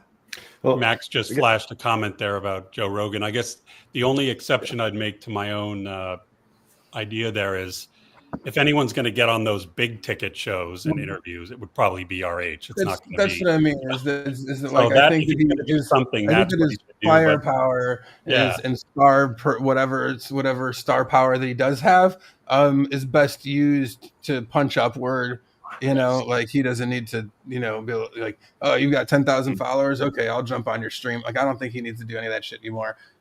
In fact, I think that for whatever brand he's going to try and promote in the future of himself, I think it would be better if he stays unattainable to that kind of stuff, But yeah, I mean, I'll take whatever we can get. A video every now. So you're saying scarcity is a good thing. That's the name of the game around here. Plus, what's so weird? Like Richard hasn't been visually active for us, let's say, in 3 years. And yet I see him more than ever. We got people clipping things and making AI and making songs, and he's got a treasure trove of alpha for us that we can, hexsearch.io, we can, even if he never comes on a live stream again, we can still tap into everything that, that he is. So let's get a konnichiwa for that one. Konnichiwa! Oh yeah, konnichiwa. All right, like, we don't need him to come online and do that again. We can just replay that. We can just keep playing it over and over. It's a great clip. Triple that. If you guys agree or whatever, spread the word, because I'd like for hundreds of people not to have their feelings hurt if he doesn't come back. Well, if he does live stream, it'll be the greatest show on earth. But gents, got to wrap it up here. One last question though. Want to get your thoughts on wild ideas of what could happen this year. I'll give you one. Richard launches an exchange with an affiliate marketing program. Pow pow. Ooh, now that would be neat. That would be neat. It would really put all these KOLs. Perfect example of better use of his time than just coming on stream for 3 hours a day. He's always talking about opening his own exchange. It was in the blueprints early. Yep. Can't wait to show my leverage trading marketing link. Leverage. Do you think that the voting attributes of either PulseX or Inc. will be turned on to influence that said exchange? Interesting. Earn Inc. through the affiliate program. There. Why not? That's what's so interesting, man. It's like anything can be turned on at any moment. Like, a tweet could come out tomorrow. Hey guys, PulseX DAO is up. Go vote. Go put some pools up. That would make Fast Abdul very, very happy. Hey guys, we've launched PulseX on Solana. Go download your. Yeah, maybe not. I mean, so my prediction is going to be really basic, right? It's going to be the marketing. I don't think that it's just an electronic, mailed thing, right? I think it's multifaceted. I think it's green candles. I think it's messages. I think it's Richard Hart coming out and saying a couple of words here and there. I think we're in for a very interesting next 6 months. Yeah, if you think about it, Richard Hart is doing more for us and is more busy now, arguably, than back in the day. Because back in the day, he worked on Hex, released it, it was audited and immutable and all that. He had time to talk about it for a year and promote it. Now he's got a blockchain to run, and presumably a lot of the nodes are his, and he has a DEX to maintain. I think it could still be improved. And if he does something like an exchange, like he's got a lot of stuff to do. Like a lot of money to capital to deploy. Remember him talking about he has a capital deploy problem, not a capital issue, a deploying of it. So even outside of anything that we could ever see on the blockchain, he's pretty good. He's got more ETH than Coinbase. He's probably got more Bitcoin than Coinbase. You never know. Yeah, that's wild, right? More ETH than Coinbase. Gents, excellent panel. Love this. They keep getting better. I don't know. I mean, the first one, the second one, Monday, Tuesday. Big K keeps showing up each one. We might panel to the moon. You never know. Panels to the moon. But that is all we got for you today. Thank you very much for showing up. We're back tomorrow for 7 hours. We're gonna do it again. We're gonna do it live. We're gonna keep doing it live for 2 more days. It's gonna be great. You're awesome, buddy. Thank you for putting this together, inviting everybody. You're doing great work. Yeah, thanks, man. Yes, much appreciated. Already signed up for it. I got to keep going now. Ain't no escape now. We gotta go. We're gonna take it to the moon. All right, gents. Scivive 5555 and rockets up. Let's go.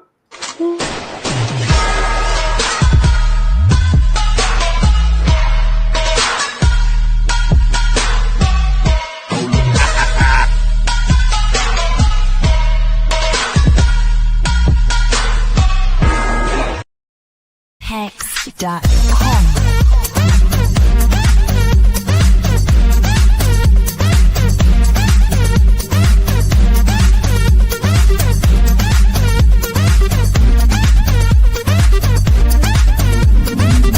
This is Hex.